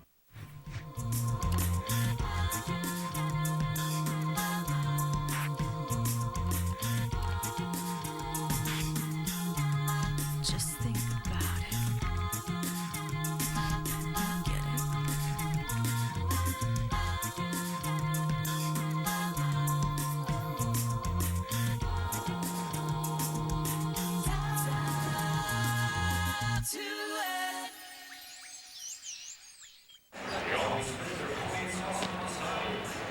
Cubs leading the Diamondbacks 4-0. Our maiden voyage here in 2008 on WGN Sports. And it is great to have with us in the booth Alexis Marshall, the better half of Cubs left-hander Sean Marshall. Got married in the offseason. Congratulations. Always good to see you.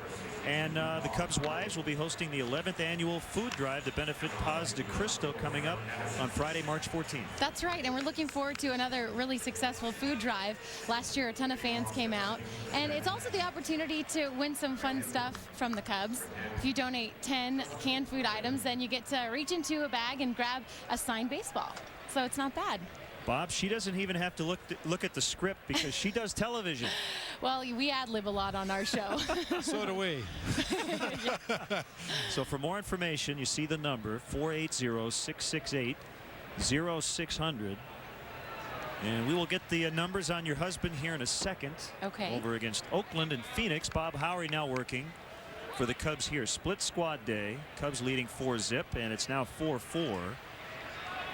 over in Phoenix. Sean 3 1/3 today, 4 hits, 2 runs, 2 strikeouts in the all-important category, no walks. So he threw strikes today. Yeah, he looked good. Now, were you over there? Sure. I was so you drove got right over here. That's yeah. great. They weren't too far. It wasn't, from Surprise to here, so it was fun. Do you know what you're getting in for, marrying a pitcher? I think so. Okay. But does he know what he's getting into with marrying a TV personality? A turnabout is fair play. I like that. So fans are encouraged on Friday to bring canned tuna, canned pastas, cereal or oatmeal, coffee, peanut butter, jelly, canned stews and meats, soup, canned and packaged fruits and vegetables. That's right. Anything non-perishable. And if you don't bring the food items, we'll also be accepting donations of $20. So that'll count too. And all this is going to Paz de Cristo. Guiding stop by Fontenot, but Upton will pick up an infield hit.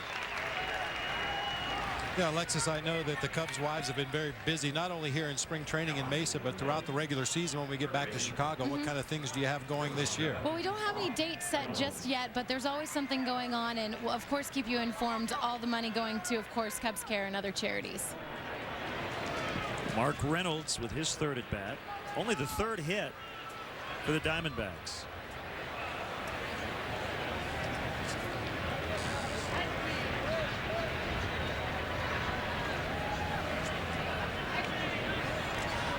Bob Howery in that closer mix along with Carlos Marmol and Kerry Wood. 1 strike on Reynolds.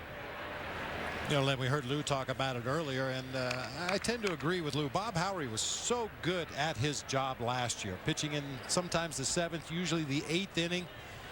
And he's certainly a guy that's capable of closing, but when you have one of the best in the game at what he does, why change it? I'm sure that there will be situations this year where whoever the closer turns out to be has thrown 2 or 3 days in a row, and you need somebody to step in for a day or two, and Bob Howery can certainly do that. But boy, his role with this ball club, nailing down that 8th inning last year, was invaluable.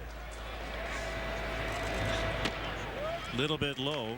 Now you're on in the morning, correct? Yes. So what time do you have to get up? And do you get Sean up at that hour in the winter? No, in his quote off season? I don't. I get up at 3 a.m. I'm out the door at 4, and we're on air at 5. And Sean, yes, he makes you breakfast, right? He gets up at 3:30 and has some eggs for you. I wish. Cup of coffee. He'll make my coffee the night before. Oh, that's nice. So he's a good husband, but I wouldn't wish anybody to get up at 3 a.m. if they didn't have to. So the day game thing, you're good with that. It's you're perfect. Up. Straight from work to the ballpark. 2-1 on Reynolds.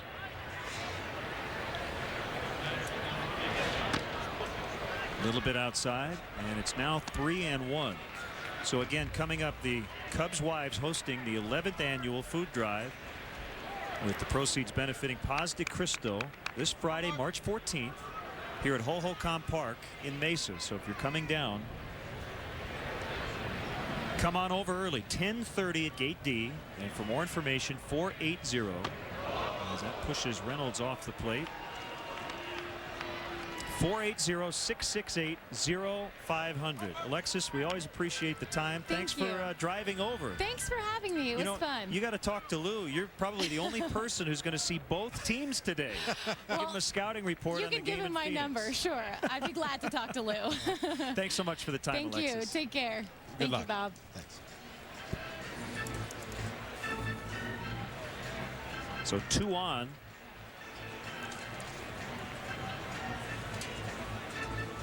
And Jesus Merchon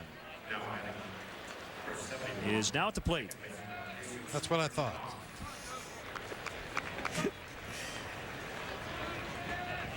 You had it, but you made me look it up.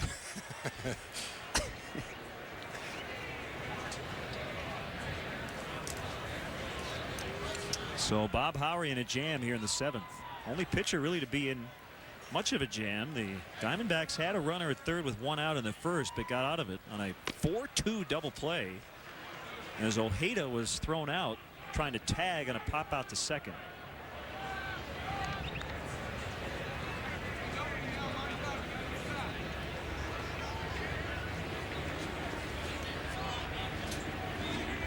Merchant now playing second.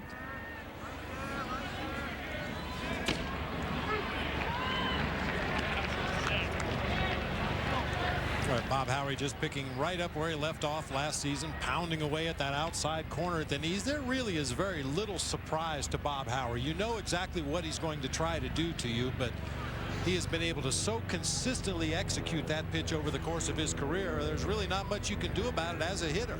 It's just not a pitch that you can hit hard with any consistency.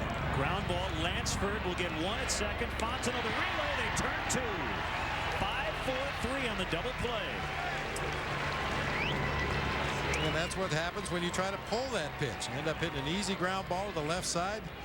Nice double play initiated by Lansford. His momentum was taking him right toward the bag at second base. A perfect feed to Fontenot. On to first for a double play. Hopefully bailing the Cubs out of this inning and keeping the shutout intact. And it's Wilkin Castillo, the catcher, to bat, with a runner at third and 2 gone.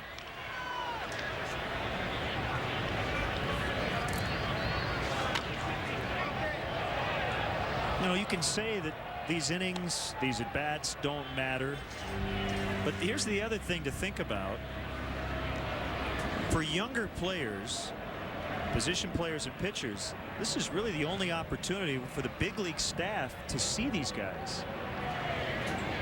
Now, they get scouting reports throughout the season from the minor league managers and roving instructors. But, you know, for Lou Piniella to see a young player like Josh Lansford, this is his only opportunity in any given season.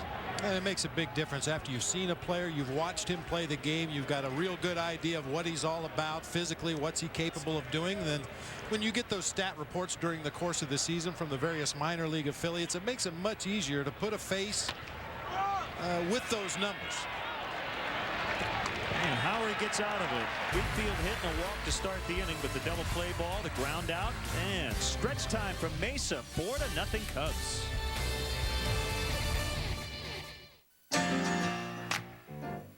Right now, you can log on to eharmony.com and review your matches all for free. Aren't you curious to see who you're compatible with? eharmony.com. Log on today. You just ran me out. You were so jealous. What was that? It's nothing. Yeah. Nothing at all.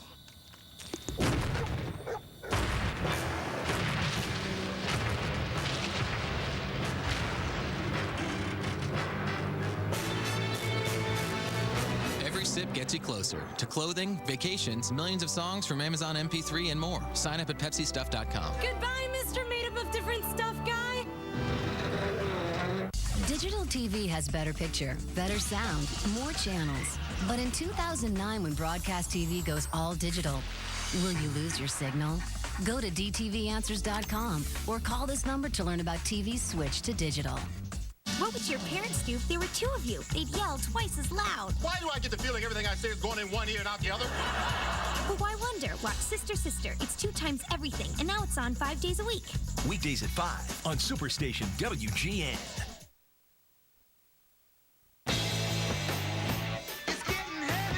Time to bring it on. Our first Bud Light Fan Cam of 2008. New track by Lenny Kravitz. Come on, bring it on.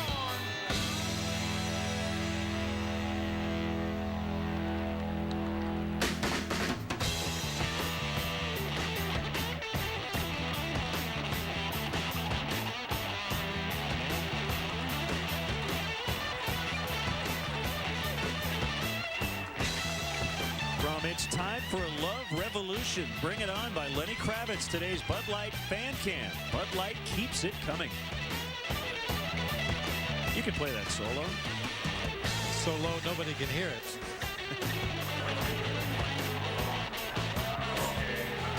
Great crowd here on hand. 63 degrees at game time. I'm sure warmer than that now. And just beautiful in the sun.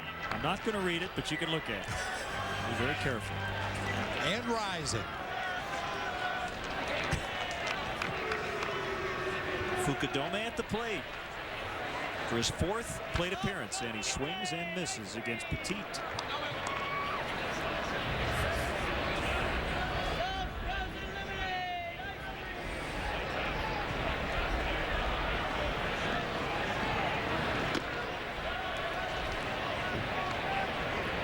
Cubs got all their runs in the second.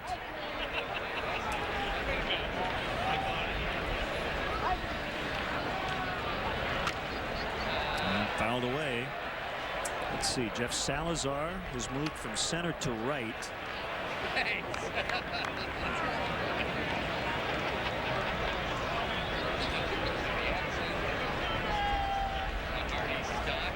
I think Bonifacio has moved to second, and Merchant may now have moved over to short, but I'm not positive. We'll sort it all out.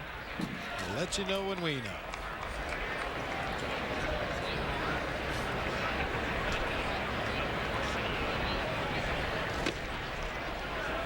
Just missed the outside corner, and it's full 3-2. You know, partner, I got to ask you, we let Jim Henry get in and out of the booth before we had a chance to drop it on him, but I know a lot of questions. A lot of fans have been asking about the Brian Roberts situation. Are the Cubs still pursuing him? Is there a trade imminent for the Baltimore Orioles second baseman and leadoff hitter? And I'd be interested to hear your feelings on that whole thing. Do you think he would be a good fit with the ball club? Yes, I do. I think he's a terrific player. You can never have enough depth, and Mark DeRosa can play everywhere. We found that his best defensive position might actually be third base. He's very good in right, and I really believe, Bob, you could give him enough starts moving him around. He still could get 350 to 400 at bats, and if you have an injury almost anywhere other than catcher and maybe center field, you can plug Mark in. Rolled up the middle for a base hit. Kosuke's first hit of the day, a single. I think that's the way the Cubs look at it, but as it's been said, you can't make a trade on your own. You need somebody else to agree to the principles in the trade, and that's reportedly what has gotten in the way of making a deal. Yeah, it takes two to tango, and I tend to agree with you. For a little bit of a different reason. Should the Cubs acquire Brian Roberts at some point in the near future? For me, obviously, he immediately goes into the one spot in the lineup. He's a base stealer. He's an on-base percentage guy. He can do a lot of things with the bat at the top of the order, create havoc with his legs once he does get on base. And it's no secret that I've always felt that Alfonso Soriano would be a much more productive hitter in more of an RBI spot down in the lineup a little bit. But if you don't have a logical replacement in the leadoff spot, then it becomes a moot point. But Brian Roberts would solve that problem. He'd give you a legitimate leadoff hitter, strong defensive second baseman, strong base stealer, and I think it would make the Cubs lineup even more devastating than it is already. Yeah, you make a great point. It just would really set up the lineup perfectly.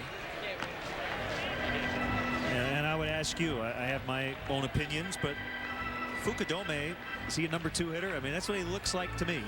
It looks like it to me as well. He seems to be one of those guys who can handle the bat. And by that I mean we just saw him hit a ground ball back up the middle of the field. We've seen him roll over on balls and hook them to the right side of the field. We've seen him hit fly balls when he wants to hit the ball in the air. He just seems to be a very good handler of the bat, and you combine that with his knowledge of the strike zone. He doesn't chase bad pitches. He would be able to take some pitches should the leadoff man get on and want to steal a base. Then he would be able to move that guy from second to third base and set the table for the RBI guys, if not drive them in himself. So, you know, it remains to be seen. There may be some tinkering with the lineup as we move forward, but for right now, he looks real comfortable in that 2 spot. The thing about this club as it's constituted right now, the superstar players, the highest paid guys, positionally are all in the corners. You have Lee and Ramirez in the infield. You have Soriano and Fukudome in the outfield. And to take nothing away from the other guys on the roster, but if you're going to tweak the roster at all, up the middle is where you would do it. Hey, it's kind of an old school alignment of a baseball club. That's the way teams used to be built, with strong power guys at the corner positions in the infield and outfield. And what a throw by Castillo. That is a strike him out, throw him out, double play. That was Kosuke's first attempt of the spring, and he's gunned down by Wilkin Castillo. A little bit of a tardy jump, a quick peek back to home plate to see the action there, and then the throw right on the money from Castillo. Bonifacio just has to catch the ball down there at second base to get that out. Lansford with a solid single through the hole on the left side. Started to talk about the old school baseball, the way teams used to be built. You get power from your corner infield and outfield positions, and up the middle you look for strong defense, and any offensive contribution is just a bonus. That's kind of the way teams used to be built. Got very little offense from their shortstop and second baseman. Sometimes the same thing in center field, and a lot of times the same thing behind home plate, but you really relied on your corner guys to do most of the damage offensively.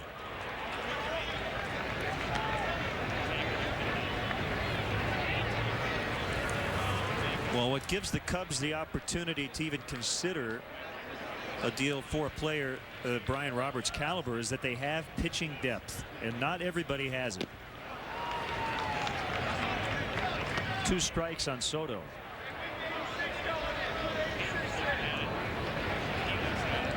Which once again underscores how important your scouting, your minor league development, how important that is to any success you're going to have at the major league level, whether those guys contribute to your organization or whether they're chips to trade for a piece that you need to plug a hole. It's so important to develop those players and have them major league ready.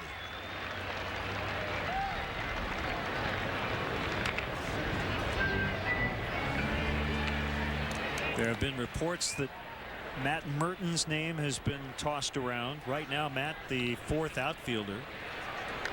But I believe he's in a good spot. He's either going to be a big contributor off the bench on the Cubs, or he'll go somewhere else and has a chance to be a starter. Called strike 3 to end the inning. 2 hits, no runs. On to the 8th inning, same score. It's been 4-0 since the 2nd. Just because I'm a foster kid doesn't mean I'm a lost cause. I have the potential for greatness. Some people have an attitude about me because my parents have problems. Give me a chance. Do something to help me make it. Make foster care better. Don't write me off. Foster kids are our kids. There's a lot of choices out there. Really? But only one that offers perfect balance. Like Budweiser. It's not heavy like an import, but with more taste than a light. Now that's flavor and refreshment. What'd you think I was talking about? Hello, Domino's. Yo, Domino's guy. Guess what we did over here's now with our 30 minutes now? Ordered a Brooklyn-style pizza and then picked up those fake Brooklyn accents. You being the wise guy? Yo, Vinny, we got a wise guy. Yo, everybody, we got a wise guy. No, fellas, did I say fake? I meant really cool. Oh, you? Yes, good. That's what I'm talking about. You said what I'm talking about. Here comes the Brooklyn. You got big foldable slices and ginormous pepperoni. You got a 1-topping large for $9.99. Domino's. You got 30 minutes. Has asbestos ruined your health? If you or a family member suffered mesothelioma due to asbestos exposure, you may be entitled to a large cash award. Call 1-800-RESULTS today to learn about your rights. Don't let time run out. You can still file a claim. Don't be a victim twice. Call 1-800-RESULTS now. If you've been injured by asbestos, call 1-800-RESULTS. Recovery, respect, results. You don't have to suffer. You just have to call. 1-800-RESULTS. You know, every day at 3 o'clock, Budweiser Brewmasters in St. Louis taste samples flown in from all 12 of our local breweries to ensure that every Budweiser tastes the same, coast to coast. That's a sweet job. Welcome back to Mesa, Arizona. Our first of 6 spring telecasts here on WGN Sports. Our final 2 will be from Vegas, baby, toward the end of the month. 70s night. That guy played in Lenny Kravitz's band, I think, on tour. I think you're right. Left-hander Scott Air is now on. And a strike on Don Kelly. Possibly the lone lefty in the Cubs bullpen this year. See how it shakes out the remainder of spring training. And Lewis said he's willing to go with only one left-handed pitcher if he feels that the righties he takes can get lefties out. I guess Scott had battled the flu recently. Feeling fine now. And I think so far the best off-field story of the spring. He is living in his RV. Very Rod Beck-like. He drove his RV from his off-season home in Florida, along with Sean Gallagher and minor leaguer Nate Spears. He is staying in a park where the clientele is 55 plus, but they made an exception for Scott. Kelly hits that one inside the bag and just past Josh Lansford for a hit. You know, a lot of people are retiring and spending their lives roaming around the country in an RV. Would that be something you would ever consider? Oh, absolutely. I think that would be a great way to enjoy the twilight of your life, going from lake to lake, fishing, you know, going from event to event, ball games and car races and golf tournaments and all that good stuff. I would imagine the decibel level at that trailer park went up considerably when Scott Air anchored that RV in there with everybody else. Well, I guess he's being very respectful. Told him he would be no problem. I just want to know if he ever needs to go to the drive-thru, if he actually is going to take the RV. I mean, once it's established, you kind of need to leave it in the park for a few weeks. He wanted to drive it over to the ballpark. I said, I think Ryan Dempster would get a hold of the tires. Oh. That's driven deep by Javier Brito. It's going to one-hop the barrier. Kelly's going to come around, and he will score. It's an RBI double, and the Diamondbacks break the shutout in the 8th. It's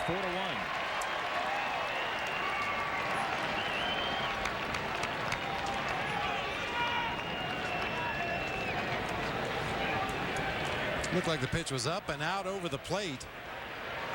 Yep, let's see Soto reaching up and to his right there. Taylor made for that line drive into the gap in right center field, eludes both of the Cubs outfielders.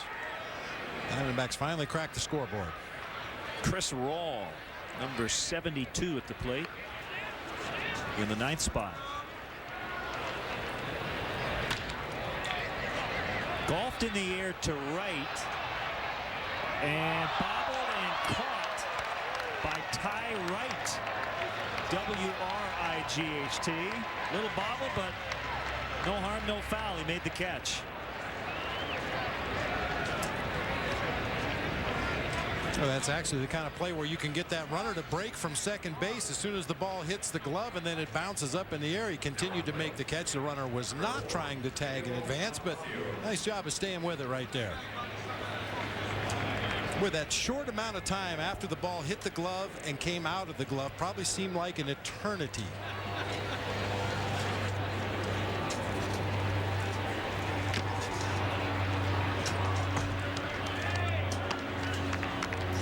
Tough sun, the high sky here in Arizona we talked about. Bounces up, keeps his wits about him, makes the nice basket catch, and hustles the ball back in quickly to hold the runner at second base. Ty Wright was taken in the 7th round last year. Swing and a miss by the switch hitting Bonifacio.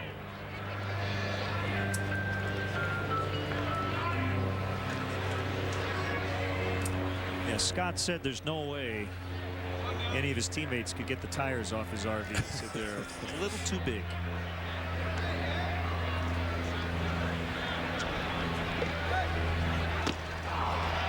Swing and a miss and a strikeout.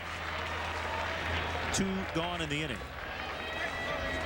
It was former Cub Will Oman who had the tires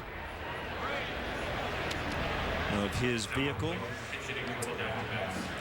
strewn about the ballpark a couple of years ago by Ryan Dempster. I think one was in the bullpen.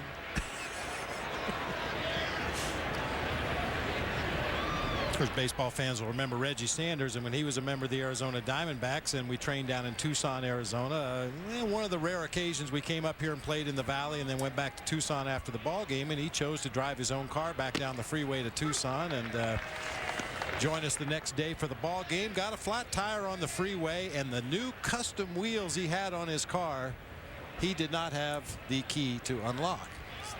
So, of course, his teammates had a lot of fun with that. He had a tire in his locker for the rest of the year. Ed Easley, the batter.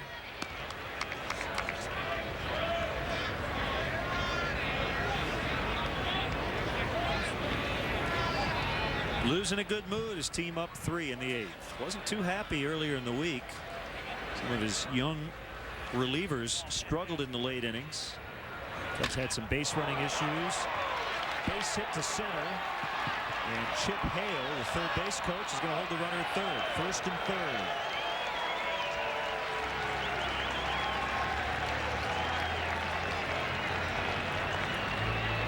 Third hit of the inning. They had 3 in their first 7 innings. A ringing single into center field and a strong throw to the plate from Felix P.A. out there in center field. Hey, you like to see him showcase his arm, but you'd like that throw to be down enough so the first baseman could cut it off if necessary. Fortunately, the Diamondback runner held at first base, but a swift base runner would see that high throw and the inability of the first baseman to cut it off, and he would motor on into second base, taking away the possibility of a double play, although there's 2 outs in the inning. Never mind. Now you caught yourself. Well, yeah, you just you still don't want to let that man advance into scoring position. Always try to keep the double play in order throughout the course of a ball game, even when there's 2 outs. Here's Tim Raines Jr. Check swing strike. He played with his father at the end of the 2001 season after Tim Sr. was acquired by the Baltimore Orioles. Joining the Griffies, the only Major League father-son teammates in history.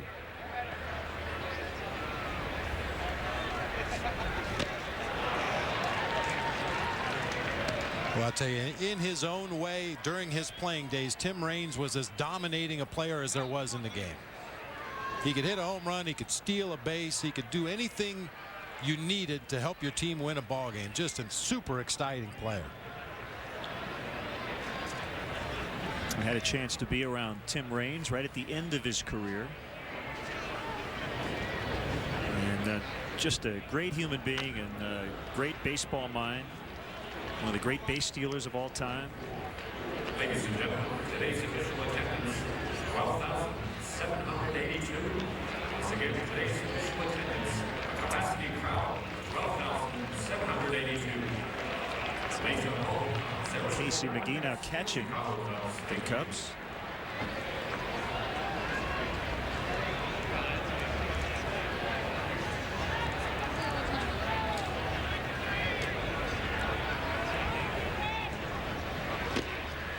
Outside, 3 balls, 2 strikes. Easily will get a head start with 2 outs. Now, Tim Raines Sr. spent 23 years in the major leagues. 7 times was an all-star. Played in 4 decades, the 70s, 80s, the 90s, and the 2000s. Had a .385 career on base percentage. 5th all-time with 808 stolen bases. Called strike 3, and Air gets out of the 8th inning, allowing 1 run on 3 hits. Cubs 4, Diamondbacks 1.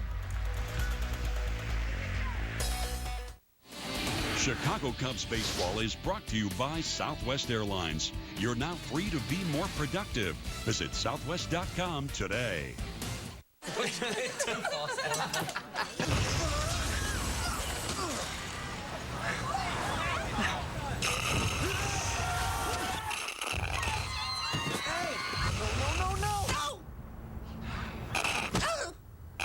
Every sip gets you closer.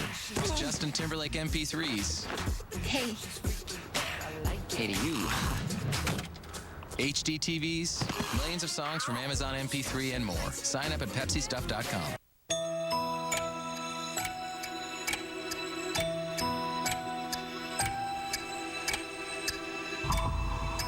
Tired of another sleepless night?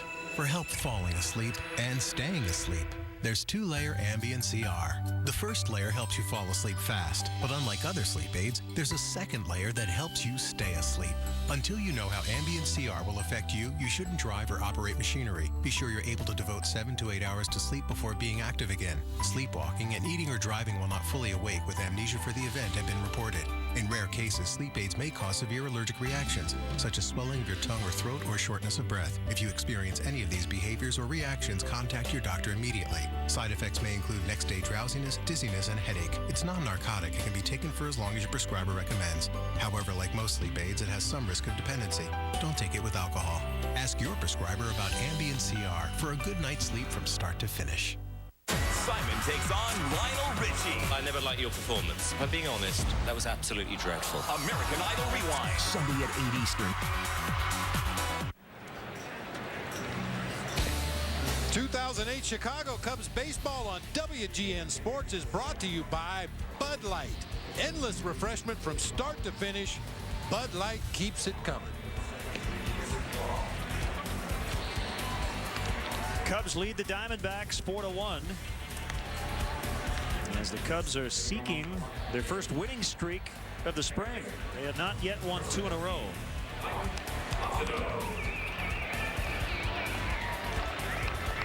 Big crowd on hand, 12,782. Right-hander Billy Buckner.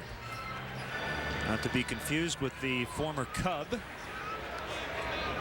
Now doing the pitching. 7th hurler for Arizona. Swing and a miss by Mike Fontenot, who's gone the distance. The other Cubs team leading Oakland 6-4 over in Phoenix. Darrell Ward with his second home run in 2 days. RBI double by Matt Merton, the go-ahead RBI in the 7th. Darrell Ward, the DH today, is 3 for 4. Josh Kroger, playing center field, also has 3 hits.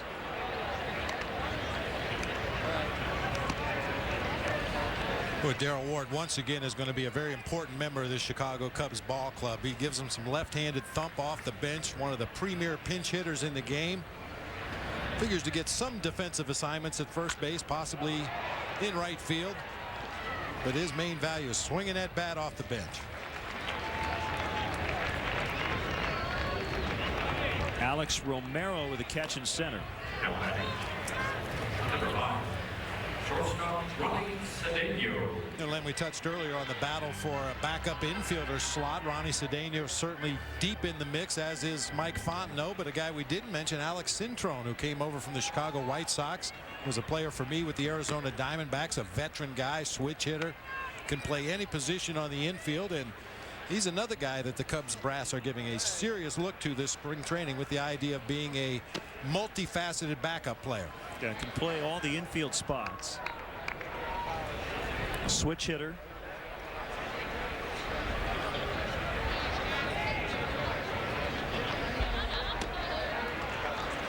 Well, I give Ronnie Cedeno and Mike Fontenot a lot of credit for trying to learn new positions to improve their value with the ball club. Obviously, Ronnie wishes he was an everyday shortstop. Mike Fontenot wishes he was an everyday second baseman, but you don't have to be a Rhodes Scholar to look around and realize that those spots are probably taken with this ball club. And if you last year hit .359 at AAA, .203 in the majors. So he's having success at that level, but hasn't been able to sustain it in the big leagues. We'll go to the 9th with the Cubs leading by 3. We'll probably see hard-throwing Jose Escanio when we come back.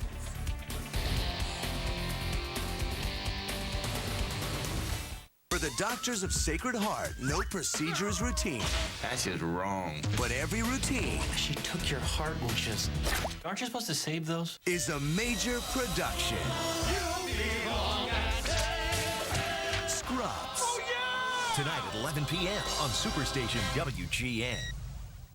So let me get this straight. With the Dairy Queen Cheeseburger Lovers Deal, I can get 2 mouthwatering cheeseburgers for $2.22, or I can sink my teeth into 2 meaty double cheeseburgers for $3.33?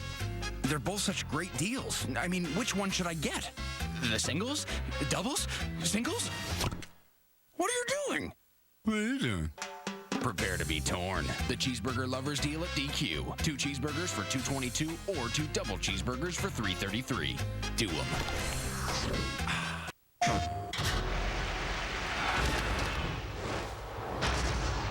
When I was a kid, I used to hit rocks over this creek in my backyard. I guess you could say I'm still hitting rocks.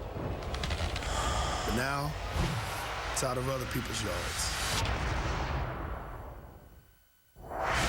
There are many roads to the show. What'll yours be? MLB 08 The Show. Nothing gets you closer. Rated E for everyone. Only on PlayStation.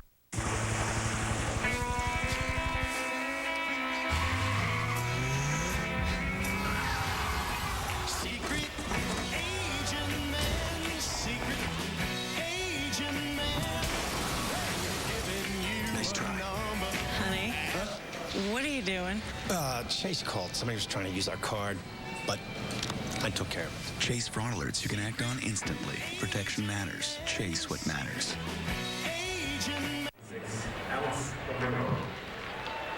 Len and Bob with you in the 9th now. Cubs leading 4-1. And it is Jose Escaño. And ball one outside on Alex Romero.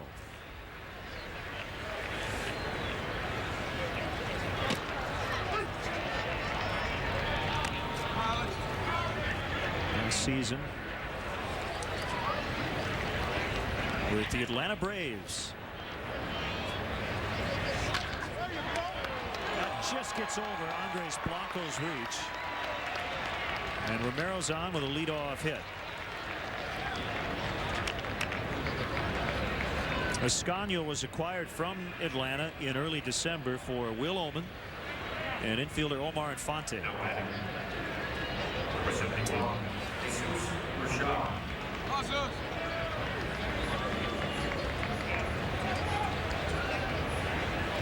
Ronnie Cedeno has moved from short to second.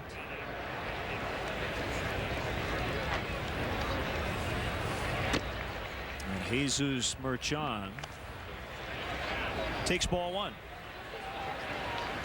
This is a save opportunity for Escaño.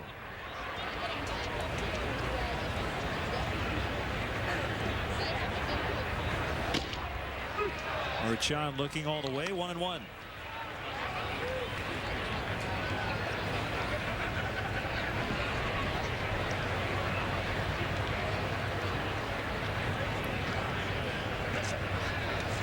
Not a lot of offense today. The Cubs scored all their runs in the 2nd. Diamondbacks got their run, and that'll be a double play.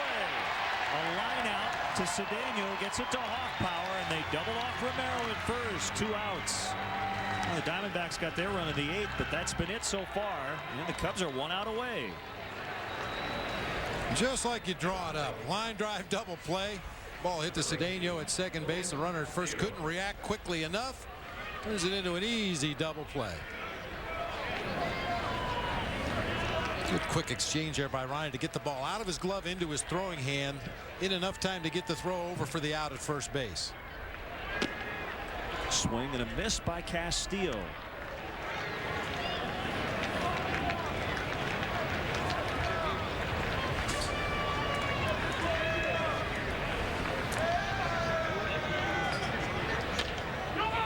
A roller to Hoffpower. He will take it unassisted, and the Cubs win 4-1.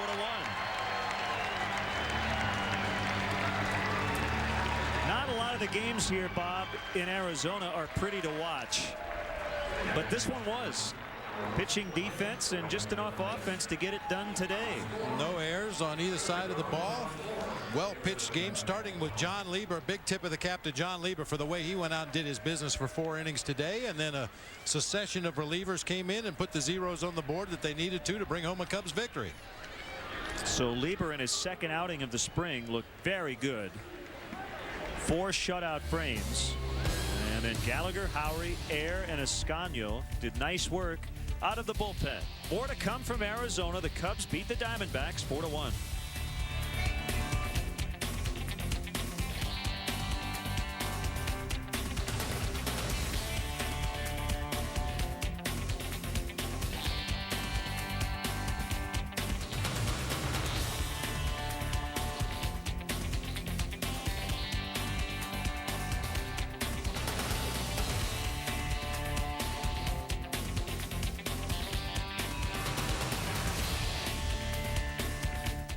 Russian terrorists plan a nuclear attack. How much longer? Not sure. Hurry. I don't want to be exposed like this any longer. To stop the terror, Jack puts his family. You're asking me to put Josh's life at risk. I want to make sure your son is safe. And his own life. On your knees. On the line. I'm ready. Do it! Next 24, tonight at 12:30 a.m. Eastern.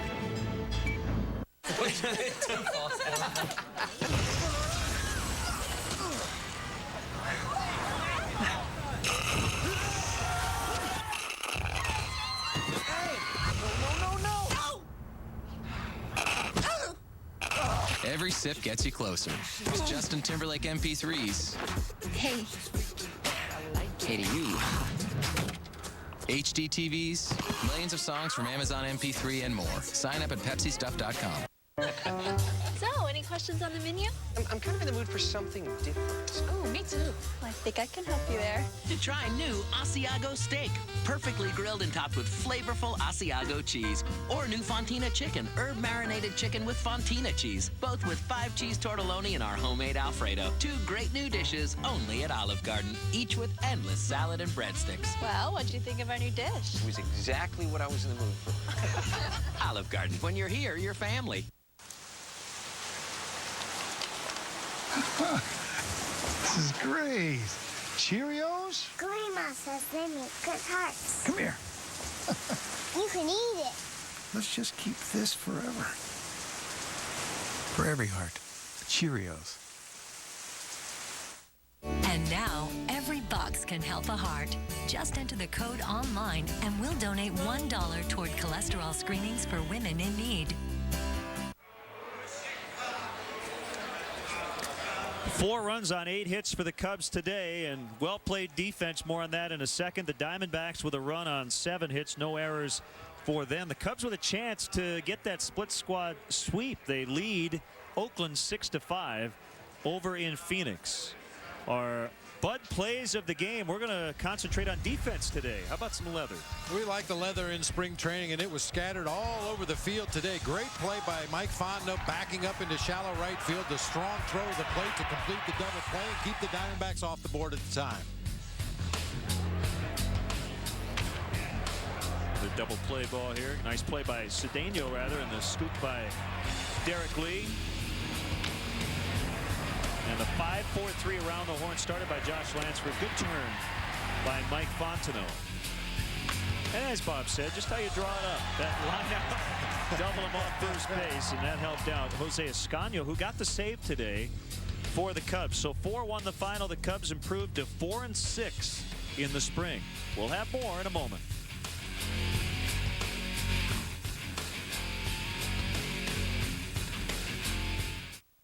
There's a lot of choices out there. Really? But only one that offers perfect balance. Like Budweiser. It's not heavy like an import, but with more taste than a light. Now that's flavor and refreshment. What'd you think I was talking about?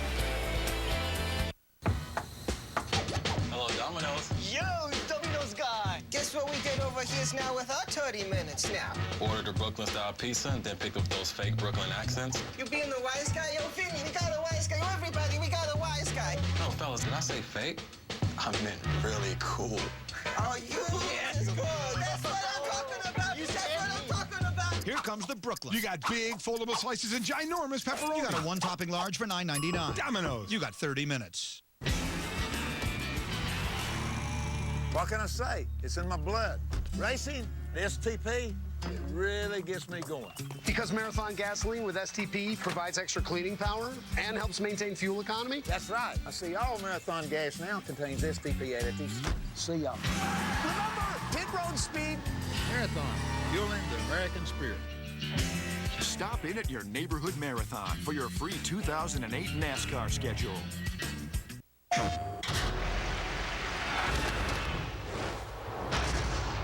When I was a kid, I used to hit rocks over this creek in my backyard. I guess you could say I'm still hitting rocks. But now, it's out of other people's yards. There are many roads to the show. What'll yours be? MLB 08 The Show. Nothing gets you closer. Rated E for everyone. Only on PlayStation. Budweiser. First with refrigerated rail cars. First with Born on Dating. And now this. The new Fresh Lock cap. Keeps the air out and the freshness in. Innovation. Now that's Budweiser.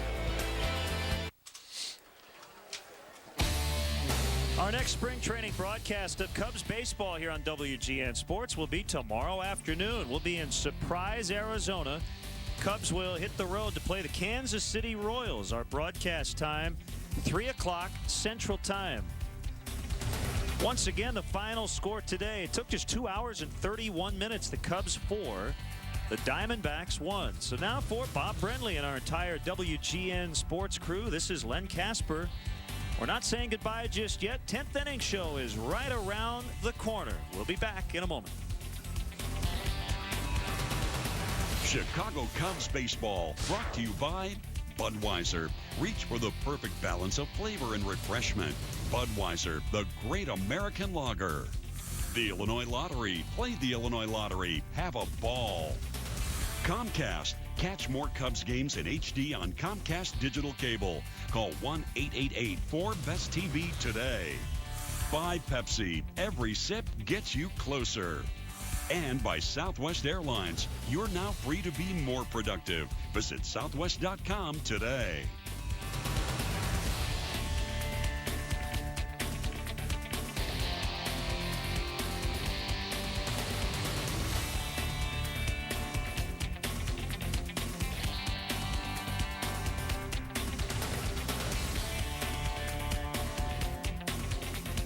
There's a new joke going around. Have you heard it? What is the 5 fingers say to the face? What? Slap.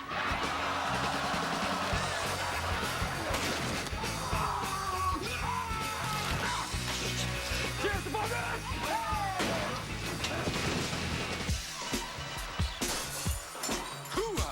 Don't interrupt me, honey. I appreciate what you're showing me right now. On the marquee, big letters. And you can put it on the board.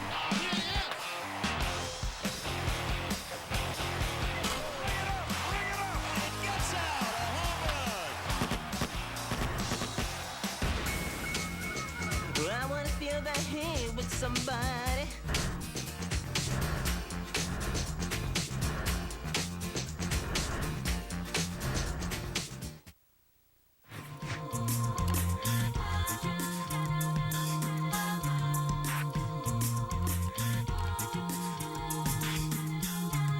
Just think about it. Get it?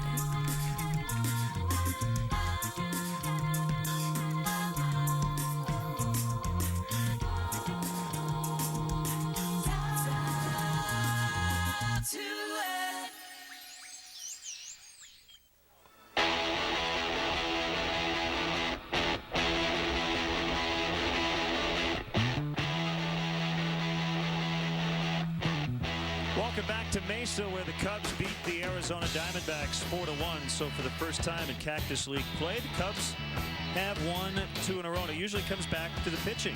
And the Cubs got a great start today from John Lieber. 4 shutout innings, gave up just 2 hits. And maybe that future Cub in 2025 having fun on the field here in Mesa. Well, they say it's all about the pitching, and the Cubs got it today. Got great starting pitching from John Lieber. I don't think anybody quite knew what to expect from John Lieber. Certainly we know his history and what he's done in the past, and he went out and executed today just like he's done when he's at his best in the past. Now, as you said, what he gives you, he's very efficient. Assuming he's healthy, and again, last year did not have arm trouble, he's a guy who could go out and give you 180 to 200 innings. Jason Marquis can do that.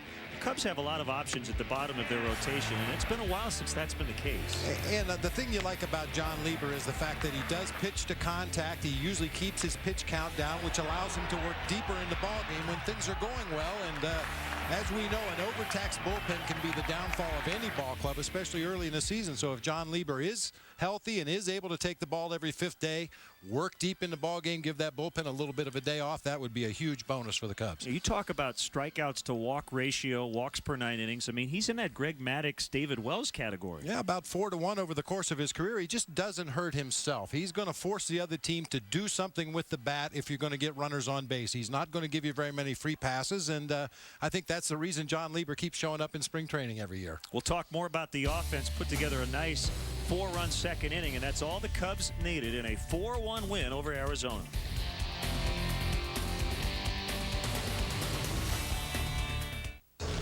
He was a legend. Did you see that? Did you see the intelligence? Known around the world. He's nervous, and he shouldn't be exposed to a crowd of strangers right now. That was so pool. Only one woman knew I need your help. the real story. Can you get him to put me down? Joe, drop him. Bill Paxton. Nice monkey. Charlize Theron. Mighty Joe Young. Tonight at 8 p.m. Eastern on Superstation WGN.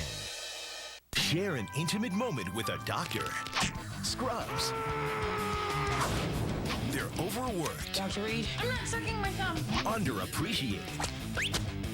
And socially inept. Are you planning on making this worth my while? But surprisingly good dancers. So feel better. With Scrubs 7 nights a week at 11 Eastern on Superstation WGN. Brought to you in part by the makers of Tylenol PM. Feel better, Tylenol PM. They're coming. I'm back, and welcome to the show. And the streets of San Francisco We got a serious situation here. will never be the same. We're cops. Peace-loving, law-abiding police officers. Don Johnson. Damn, this is going to be fun. Cheech Marin. What do you want to do? What do you mean, what do I want to do? I want to shoot him. Nash Bridges. Look at that face. What's not to trust? Nash Bridges, weekdays at 10 Eastern on Superstation WGN.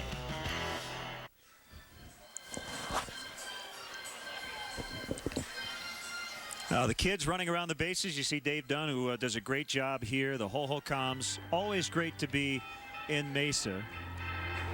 He's going for 2.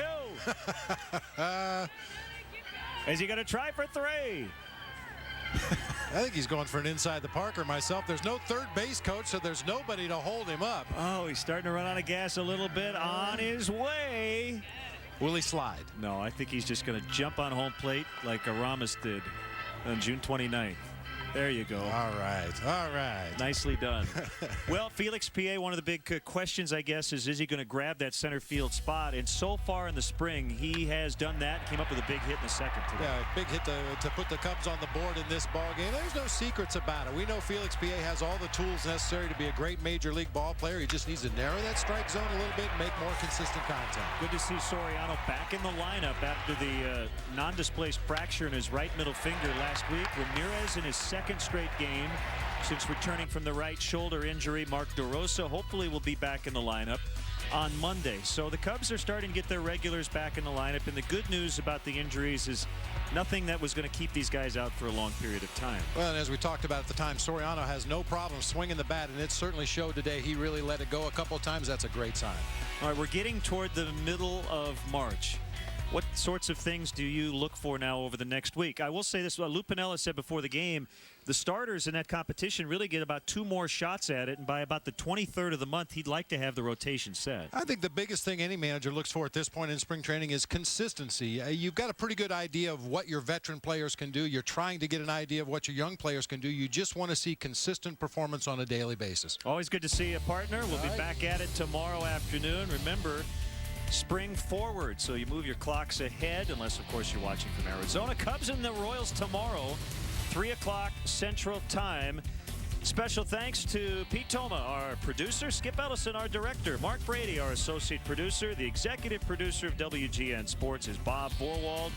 And our great crew here in Mesa. Once again, the final score, the Cubs 4, the Diamondbacks 1. Enjoy the rest of your Saturday. We'll see you tomorrow from Surprise. I love this. Whoa, whoa, whoa, Mr. Busy Man. You got time for breakfast? My girl hooked us up this morning. Looks great. Tell you what. I'll just take it to go. That's my boy. The all-new McSkillet Burrito. Fluffy eggs, savory sausage, roasted peppers, and skillet potatoes wrapped up in a bundle of delicious breakfast joy. Now, if your girl can make these, she can move in. Whoa. Today, we're observing the Geico Gecko, an extraordinary creature with a most curious adaptation. The ability to save people hundreds of dollars on their car insurance. Let's watch. That's odd. Whoa.